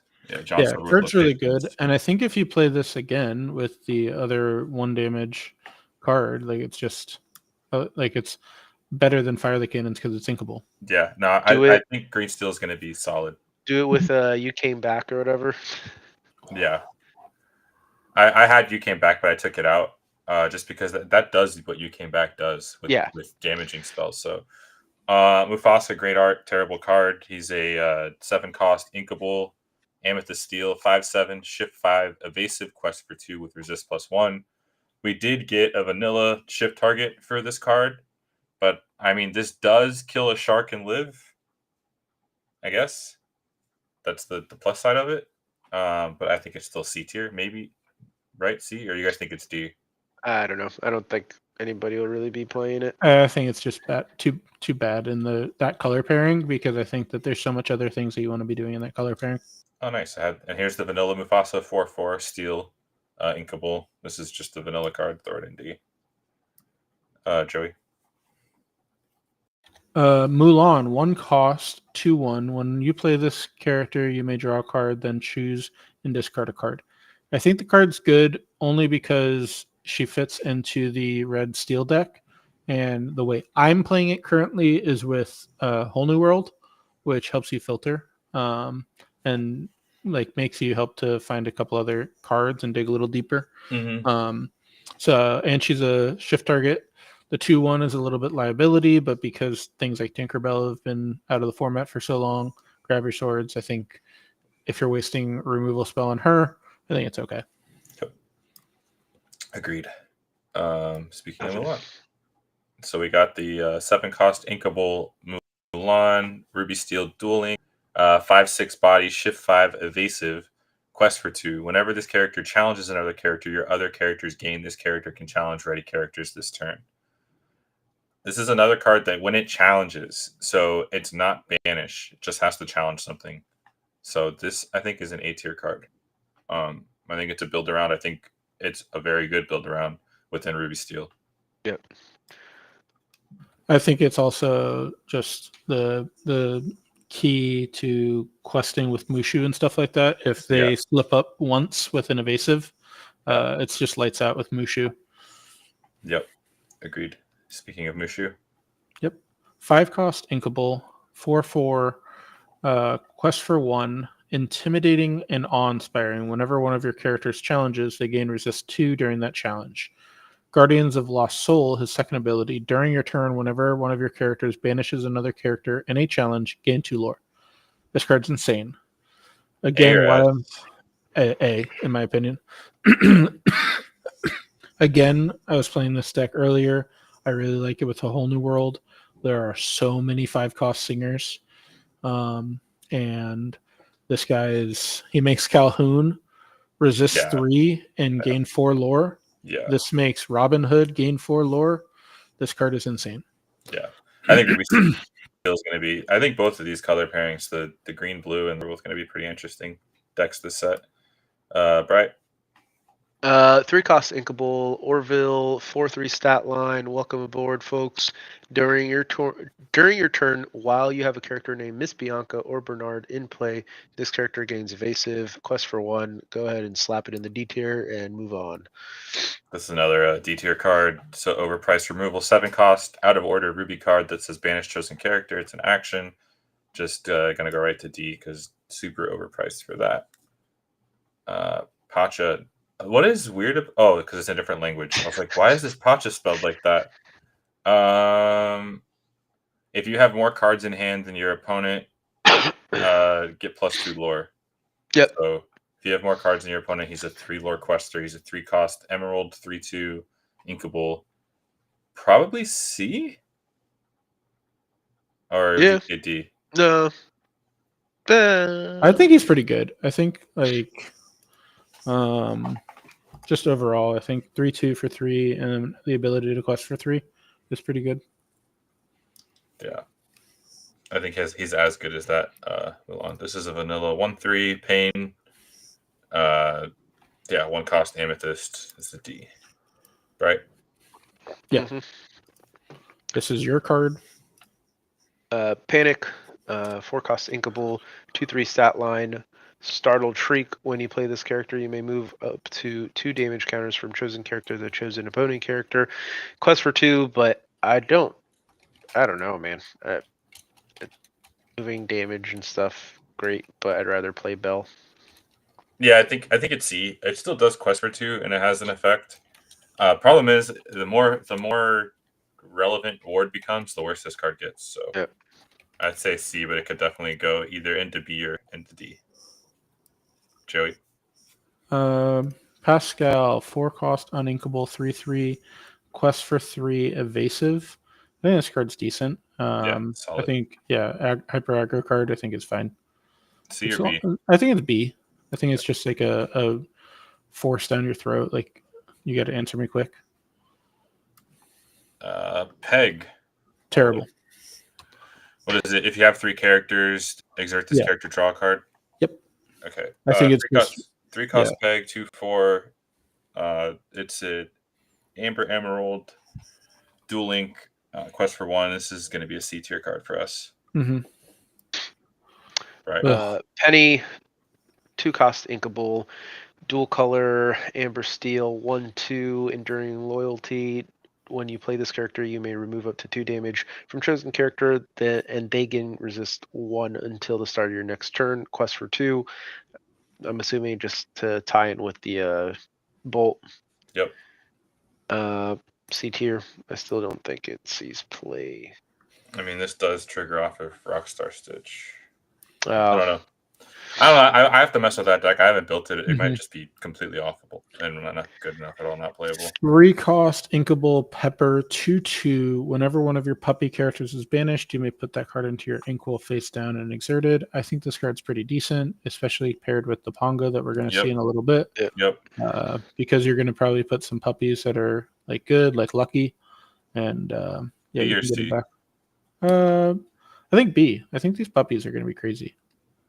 I think that it does lean towards a little bit of power here. So we got a 4-cost Perdita. It's in the puppy colors as well. It's an Amber Sapphire Dual Link card, 1/4 body. Quest for 2 has Who's Next. Whenever this character quests, you pay 2 ink less for the next puppy character you play this turn, and all of your puppy characters gain ward. I think it's pretty solid. It's just she's not a puppy, so she can get blasted pretty easily. And she's like Aurora from set 1. Yeah, but with a lot worse stats. Yeah. I think this is probably a D tier.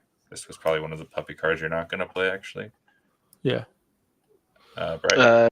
2-cost inkable Penny the Orphan, 2/1 stat line. Quest for 2. While you have a hero character in play, this character gains ward. I don't know. I don't see that. No, this seems really good in the Kiwi deck. Yeah.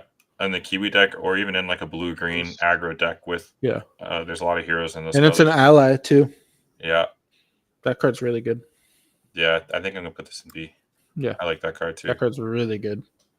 Because like your biggest worry about having even with the 1-cost though, like you put a 1-cost hero out. One health, like it's probably gonna die once it quests, but you get the effect that you need. Pete, I think this card's good. 1-cost, 1/2 emeralds. He's a pirate, which is also relevant. Whenever you play an action that isn't a song, you may banish chosen item. So you can be doing multiple things. I think this is a B tier card. Correct. We have another Pete. Joey? 6-cost inkable, 5/5, shift for 4. Quest for 2. When this character is exerted, opposing characters can't exert to sing songs, and your pirate characters gain resist 1. He also is affected by that. I think this card is an A. Yeah.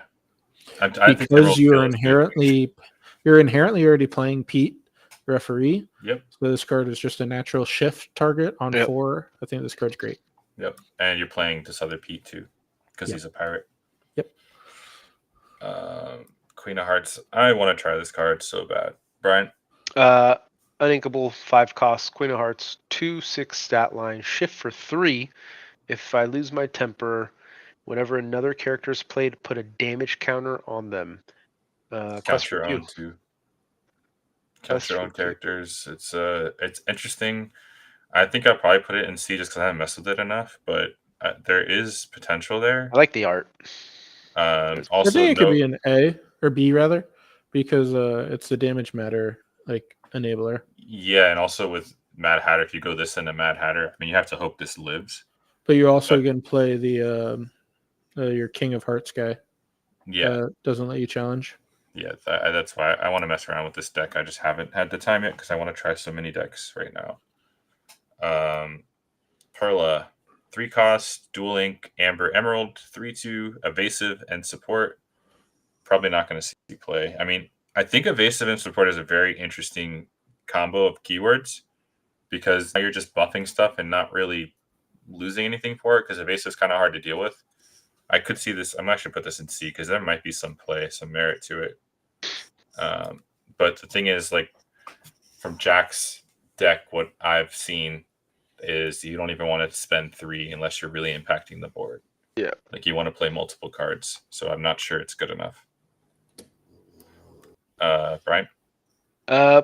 6 cost, uninkable, Pongo, 5/5 body, Dual Ink, Amber, Sapphire, Quest for 2.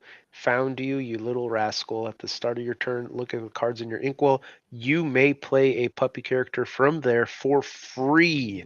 So you get to look at your inkwell, and then you get to play a puppy character for free. 6. That's the problem. Yeah. It's a 6 and it has to live. If it lives 1 turn, you're happy. If it lives 2 turns, you're ecstatic. But I mean, I'm going to put it in B because I think it could be really good. So here's the thing that you have to think about too: is if you're playing it with, it's definitely a B card because if you're playing it with Pepper, your puppies are going to go in your inkwell like a Grandma Tala. Yeah, exactly, like you're talking about. Mm-hmm. But you have to get. I know what you're saying. It does kind of ramp you, but it still has to live. And but then how many? I think we haven't hit the other puppy. Deck? We haven't hit the other puppy yet. That is like a tutor. I think it says reveal the top 2 cards, and if you find a puppy, put it in your hand. Oh, Freckles. That's fine if we don't find it. We'll find it later. Yeah. Queen of Hearts. While the character has damage, she gets +3 attack. So this could actually be played with that other Queen of Hearts. She comes in with 1 damage, so now you have a 4/3 for 2. Okay, that's pretty cool. Strong. I can see that. Also pretty good with Teeth and Ambition. Yeah. Oh yeah. 4/2 for 2 is pretty solid. I think this card could see play without being in a Damage Matters deck. Yeah, 1/4 is not a bad stat line. We've seen it with Daisy. In red yellow, this could be a it's deck. just a free cluster as well until it's damaged. Yeah. Yeah. So I think it's B. Yep. I like that. Joey? 3 costs, inkable, Peppa Madrigal, 2/4 lore pip for 1. Whenever 1 or more of your characters sings a song, gain a lore. This card's insane. Ray keeps talking about a Allen deck with an OTK with singing. I think this is really good. Jack, I agree. The Pongo seems really cool. The design space is awesome. Yeah. It opens up so much like room in the future for that type of card. I think Madrigal is a B. Because of the combination with the other Madrigals. Yep, I think it's a B. And we're still going to see the 2 other cards that are really good in the set that are. Yeah. Just something of note, it's whenever 1 or more. So if you do a sing together, it only counts once, but you can sing multiple songs to gain multiple sets of lore. Yes. So it's a cool little effect. It's not like the flute where you only get 1 instance of it. Yep. Bright? 2 cost, inkable, Raja, 3/3. Vanish. It's another one of the illusions. So it's great on 2, but if they hit it with something, then goodbye. I think it's still Yeah, good enough. It's I think it's a very 3/3 good. body. I think it's Yeah. either B or A, honestly. B. It eats a removal spell. It's worth it. B or It's A. B. I think it's B. I think that one's close. This card is such garbage. Like, how would you print Sharkin in this? Yeah. Radigan, 4-cost Ruby card, 3/3 stat line. D. A quest for 1. Whenever you play an action while his character is exerted, gain 1 lore. It just doesn't make sense. Like, this is such a bad card. The only thing that I can see is good is it sings How Far I'll Go, and it gained you a lore. Great. Yeah, but it's like, I don't know. I just think Exactly. it's really bad. Doesn't make any sense. Joey? Raya, 3-cost Inkable, 1/4 quest for 2. During your turn, whenever a card is put into your inkwell, this character gains resist 1 until the start of your next turn. I think it's cool, but I don't think it's worth it because it's not trading back in the like survivability that it's gaining. It's just a constant like 2-quester, which is kind of cool. Yeah. And maybe like a blue steel aggro deck. I think this could be cool. It's also a hero. Yeah, I think this is a C card. Yeah, I think it's C too. Yeah. C. Because it's a 1/4 that's questing for 2. So it's like yeah, I think it's good. Right? 5-cost uninkable restoring Atlantis. Your characters can't be challenged until the start of your next turn in steel. Pretty good. I think this card's really good in breaking parodies Yep. and steel mirrors. Steel mirrors, I don't agree. I think it's really good against. I could see this in like a aggro, like just flood the board and then just slam this on 5 and. This feels like a 1 of, maybe Yeah. a 2 of max. The C. Yeah. It's almost beat in my opinion, but yeah. Joey likes this card. Go ahead, Joey. 6-cost uninkable, restoring the crown. Exert all opposing characters. Whenever one of your characters banishes another character in a challenge this turn, gain 2 lore. This card ends games. This card is also a breaking of parity deck. I think this is close to a B, but it could be a Joey tier if you want to. That's fine. Brian, what do you think? Man, I think we spoke about this one. It was one of the first spoilers. No, this was more recent. We talked Was about it in it? our chat, but we didn't talk about it on the pod. Like, here's the thing. Look at it a board where you drop Calhoun, you have a Robin Hood on board, you have a Genie on board, and like it forces the opponent to stop doing anything and just go wide. And then you drop this down and you gain 4 lore per Calhoun, 4 lore per Robin Hood. Yeah, this is another one of those like 1 or 2. Exactly. You're getting to 6 to play this, But it's you're getting to 6 in that deck anyways, and expecting to have a board. Yeah, that's why I think it's just like a 1 of, maybe a 2 of. I think it's Joey tier. I don't think this card is going to see any play. All right, slap her in. Let's go. That's fine. Restoring the Heart, 1-cost Dual Link, Amber Sapphire. Remove up to 3 damage from chosen character or location. Draw a card. I think this card's fine. This It cycles. screams, what's his name? Peppa or Pappy? Peppa from Pappy. Yeah, Pappy Pappy. deck. Yeah. I don't know. This at its worst, its floor is draw a card. Pay Mhm. 1, draw a card, so it's not bad. I think this is B. Yeah. Probably fine. Brian? 6-cost uninkable Rhino 4/7. Destiny Calling. Your other characters get +2 health. It's a quest for 2. I think it's a cool static effect, but at 6 costs uninkable, I don't know that it gets played. I think it's C, because if it does get played, like that's going to be really annoying. Yeah, agreed. It's just a flat, like there's no restrictions to the +2 health. It's like Chenpo into this. gross. Heart of Atlantis. Yeah. Monty. Yeah. Joey. 3-cost inkable Robin Hood 3/3 support quest for 1. It's too vanilla for me. I think it's a D. Yeah. It's a limited card. Roger Radcliffe, 1-cost Amber 1/2. Quest for 1. Whenever this character quests, you move up to 1 damage from each of your puppy characters, so it can heal all of them. I still think it's C because I don't think puppies have enough health for it to really matter. I guess like 1 damage here or there can be okay, but I don't think it's going to be good enough. Yeah. Sapphire Coil. Throw that in S tier. Yeah. Yep. This one's going in S tier. I think we talked about this one already. Yep, Yeah, maybe we did. cost inkable item. The only good coil during your turn. Whenever a card is put into your inkwell, you may give chosen character -2 power this turn. Synergizes with Sisu. Synergizes with human Sisu and 8-drop Sisu. and Brawl and Medusa. Brawl, like it's bananas. Under the Sea. Yeah. Yeah. Card's good. This card's great. Sheer Khan. When you play this card, discard your hand. It's a 4-cost uninkable emerald, 4/4, quest for 4. You could play this with Steel Tiana.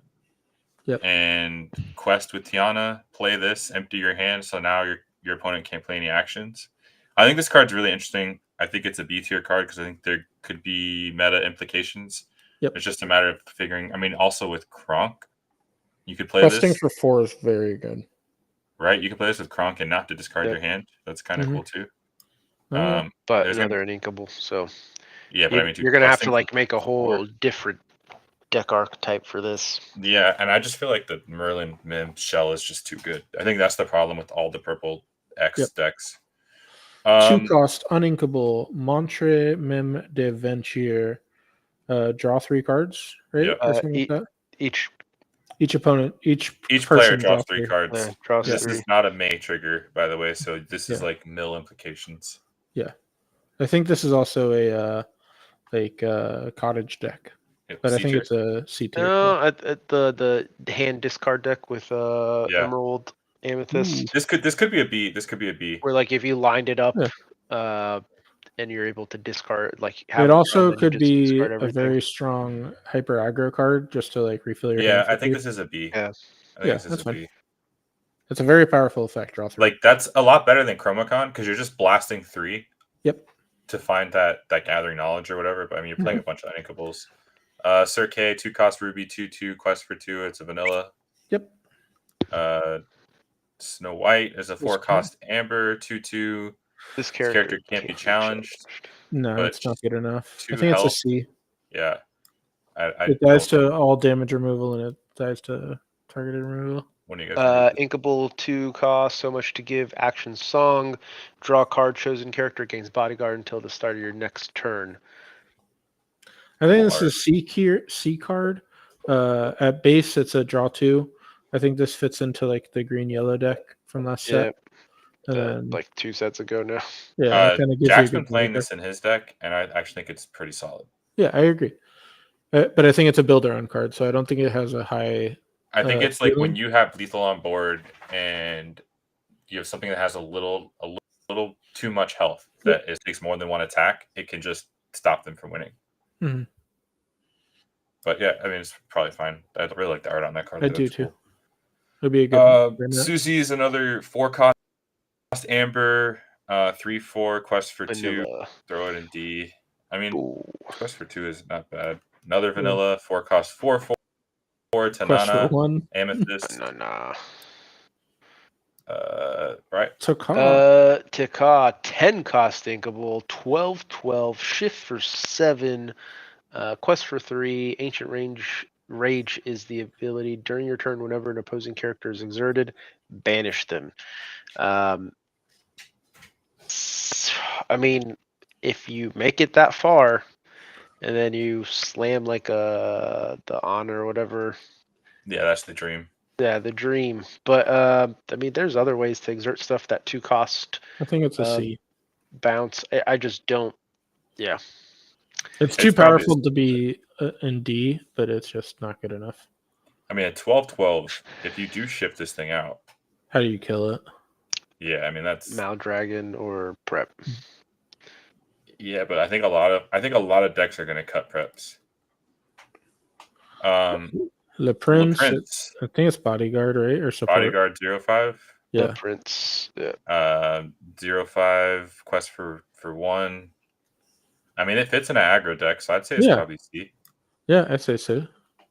I'm surprised, Jack. You should play this probably. Yeah. Because it's like another Nala. It's another uninkable. This card. Oh, your favorite card. We already talked about it. This. That's fine. I think JDR thinks it's good, so I'll put it in C. But I'm not going to play it. I'd have to be very convinced. Stabbington Brother 5 cost inkable 4/4. When you play this character, chosen opponent loses 1 lore. Think it's too expensive for the cost. Too expensive for sure. It is inkable, but way too expensive. 2 cost uninkable spaghetti dinner item, fine dining, tap and pay 1 if you have 2 or more characters in play, gain a lore. I think it's cool. C or D? I think it's C. The build around card. It could be a puppy card. Could be a puppy card. Oh. The Family Madrigal. Look at the top 5 cards of your deck. You may reveal up to 1 Madrigal character and up to 1 song card and put them into your hand. Put the rest in the top of your deck in any order. This is really good. This is a B card, especially with the Mirabelle. Yeah, it's very, very interesting. And you also could play it with Ariel. I think it's a really good card. Agreed. Here's your shift target for Taka. 6 cost inkable 5/6 challenger 2 Taka quest for 2. I think it goes right next to the big Taka. I think you're only playing it if you're playing them together. Yeah. Yeah, if someone plays this Taka, you better believe that the other one's coming behind it. Because I don't think it... I mean, it does blast the castle, but outside of that... But it's not Rush. The other Stabbington brother... 4 cost uninkable Stabbington brother, 3/4 stat line rush, quest for 1, and the abilities get him. Your other characters named Stabbington brother gain rush. So you could drop this and then drop the other one and rush them out, I guess. I don't think it's great. Too much combo. D tier. The Troubadour is a 2 cost 1/3 Amber Steel dual link with resist +1 and Singer 4. People are saying there's low replacement, but the problem is with Ursula, you have an extra health point for Rapunzel, which is very relevant. Yep. So it's I think anti-Rapunzel value. I think it's a B tier card.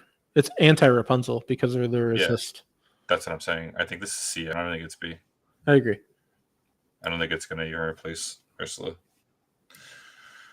Thomas O'Malley is a ward 4/2 3 cost Emerald. Just another ward character. I don't think it's good. It had two. If it quested for 2, that'd be great. It's also but it's a ward that has 4 attack, which is not really seen. Most of the ward characters don't have great attack points, so maybe if you're building that whole ward deck, this could help. But yeah, not great. I'll pull up the speculate, or you want to pull it up? Yeah, I'll pull it up. Brian, read this one. 5 cost. Inkable Thunderbolt 3/7 Puppy Shift.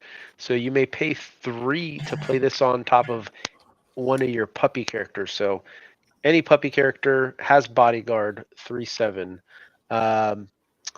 There was the healing card, right? That we so could pair with that. But shift on 3 on top of any of your puppies, you automatically throw this into your puppy deck. Has the Bodyguard, pretty decently statted. I think it's B. I think it's a B card. I think it's really good. In the puppy card. All right. The Queen, 4 cost inkable, 4/3, quest for 1. Not an ordinary apple. Tap, choose 3 cards in an opponent's discard and put them under their deck to gain 3 lore. If you move at least 1 princess this way, gain 4 lore instead.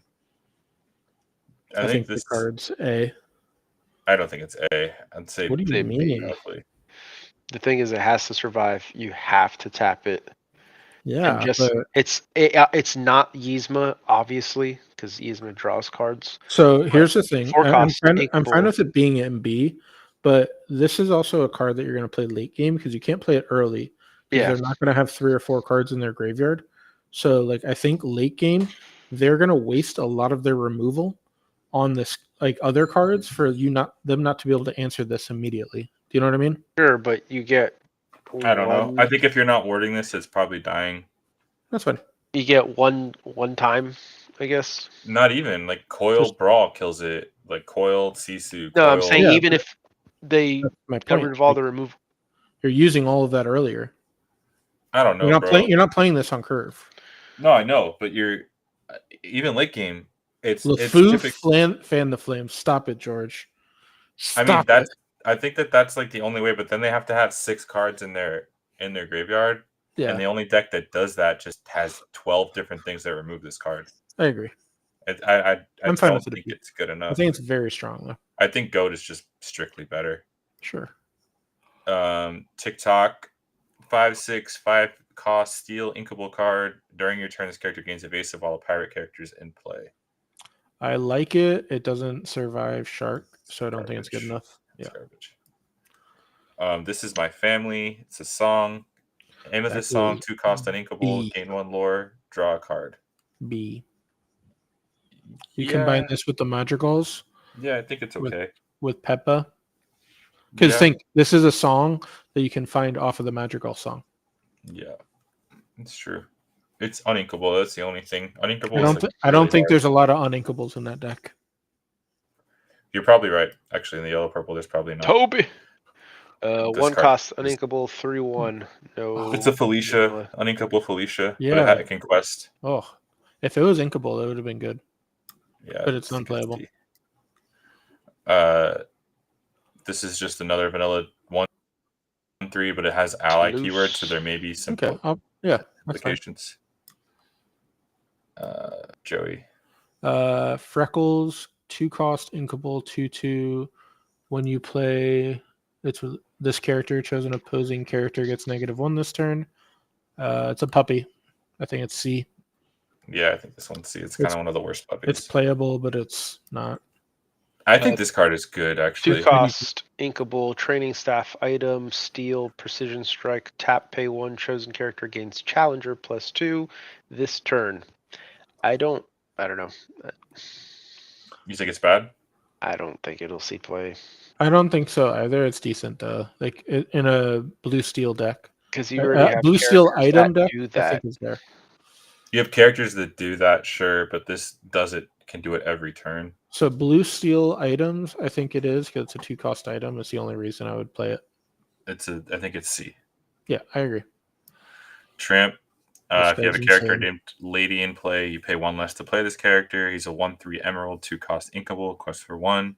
When you play this character, a chosen character of yours gets +1 attack this turn for each other character you have in play. I think this card's an A, actually. Yes. Really? I Yeah, haven't seen it. You got to play against Jack. You gotta play against Jack. C. B. Return of Hercules. What's this called? Hide and seek, or hide and seek. Yeah. So and here's the thing with it's a 5 cost action. Each player may reveal a character card from their hand and play it for free. Everyone is comparing it to hide and seek in Magic. This card is insanely busted, inherently busted. However, there is no immediate payoff currently in the format at all. I think it's a very good card in and of itself. It being a 5 cost is inherently bad comparative to hide and seek. This card will be a staple in the future when there is a payoff card. Did you say C or B? It's show and tell. Sorry, show and tell. Show and I tell. think See, it's I B. didn't think hide and seek didn't sound right to me, Yeah, but you you're confirmed right. that it was that. I'm an idiot, and it's late. C. Yeah, C. I think it's B. This card's also pretty good. Yep. This is another tramp. It costs 1 less for every character you have in play. When you play this character, for however many characters you have out, you draw that many cards and then discard that many cards. So again, A tier. I'm just gonna say play against Jack. Jack, we're and not move giving on. it S tier. Relax.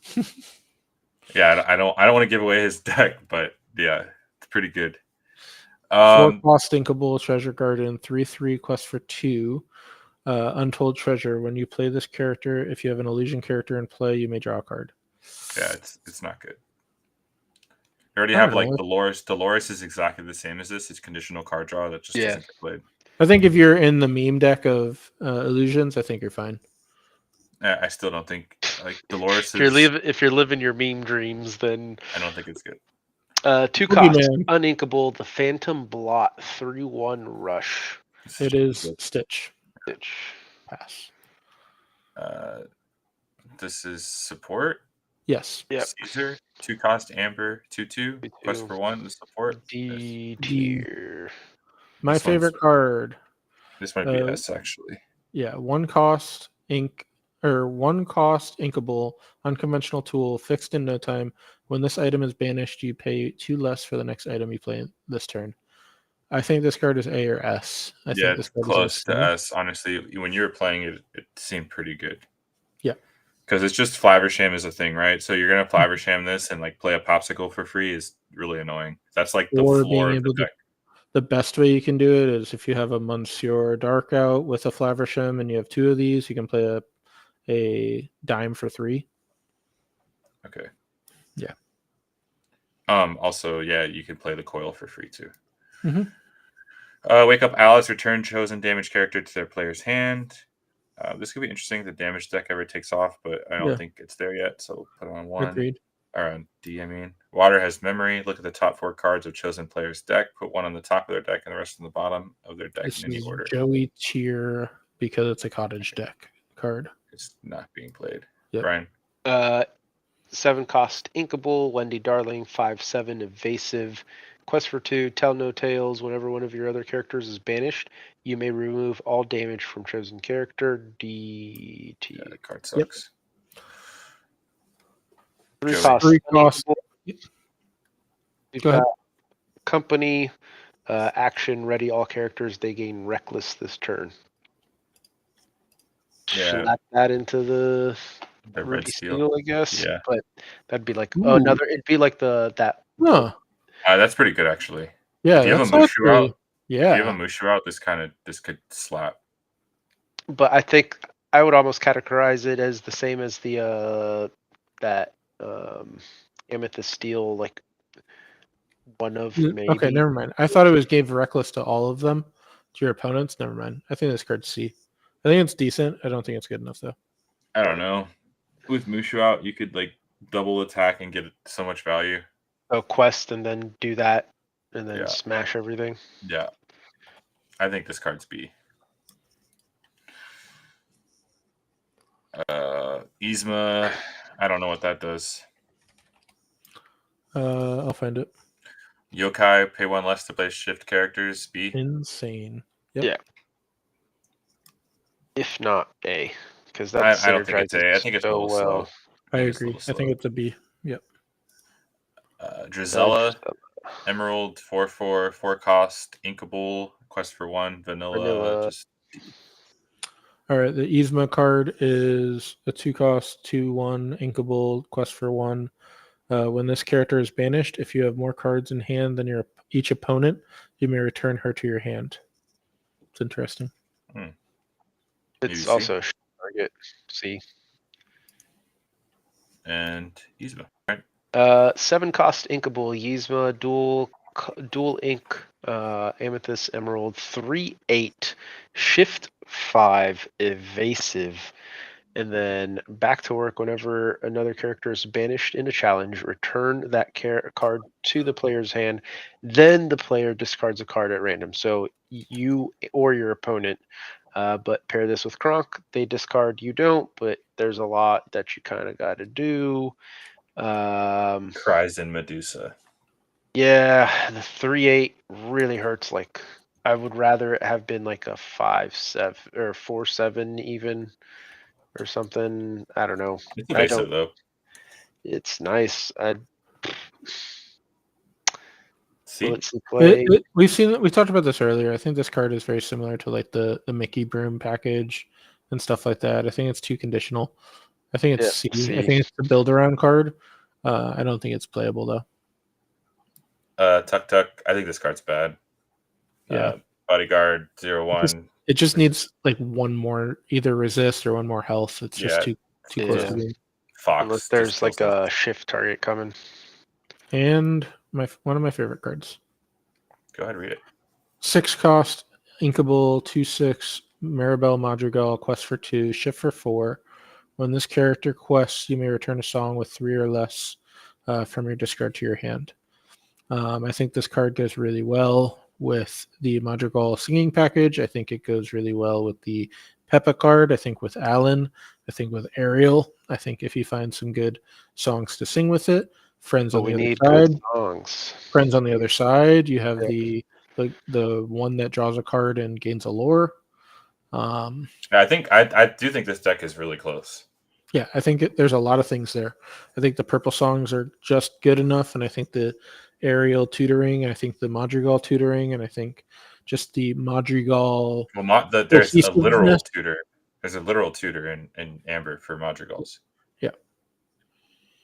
I think this is close. I think it's a B card. A? It could be A, but I'm conservative and saying B. Yeah, I think because this is the it's best so card in this color pairing. yeah. I think I put I this think in A. I think because it's so like crucial to play all of them together, I think they'd just inherently be together. I just think that the only time characters questing to do something is okay is when it has shift. Yes. And then if this isn't answered and you cast multiple friends on the other side, you're drawing so many cards. Yep. Or you're drawing and gaining Well, more, like because you said. you're assuming that you have another, like, wasn't Peppa Singer 3 or something like that? No, she's not. She's just 3 Okay. cost. Yeah. But, like, you could sing friends on the other side, shift, quest. Yeah, you're and still then playing get it back. Cindy. Yeah, exactly. Yeah, there's a lot of things. The All gain right. lore one, I think, is cool. We Yeah. did it. Oh. We did it. Oof. Our wives will kill us, but we did it. Yeah. No, I told mine I was going to be late. I didn't think it was going to be 3 hours. Me neither. Well, here we go, guys. This is our tier list. We'll probably print it out. We'll post it on our community channel and YouTube. We'll post it in the South Florida Larcana Network. And yeah, look forward to seeing. Thank you guys all for whoever's hanging out seriously. still. Mm-hmm. Yeah. It looks like I got 9 people on Twitch and we got 2 people watching on YouTube. So thank you so much for sticking around with us. And we'll catch you on the next one. Looking forward to set release. Yep. We got a couple tournaments leading up to the set release with the Dude, March is going to be crazy. yes, Crazy. 7th is going to be the 10 case. And then near me, which I told you guys, there's going to be a 6 case in Raleigh at the TCG Expo, the 8K at CCS in Atlanta. And then from there, it just keeps going. Or so I hope. And hopefully by then we get some news for DLCs and stuff. Yeah, I think this is a great time in Larcana. I think it's we're at a good spot at it. I think it's spoiler season's just wrapping up. We're about to get a new set, and I think we're about to get some good announcements. This is a fun time to be playing right now. Yep, I agree. And if you guys watch this after we're live and have you think we had bad takes or something you want to point out, make sure to comment.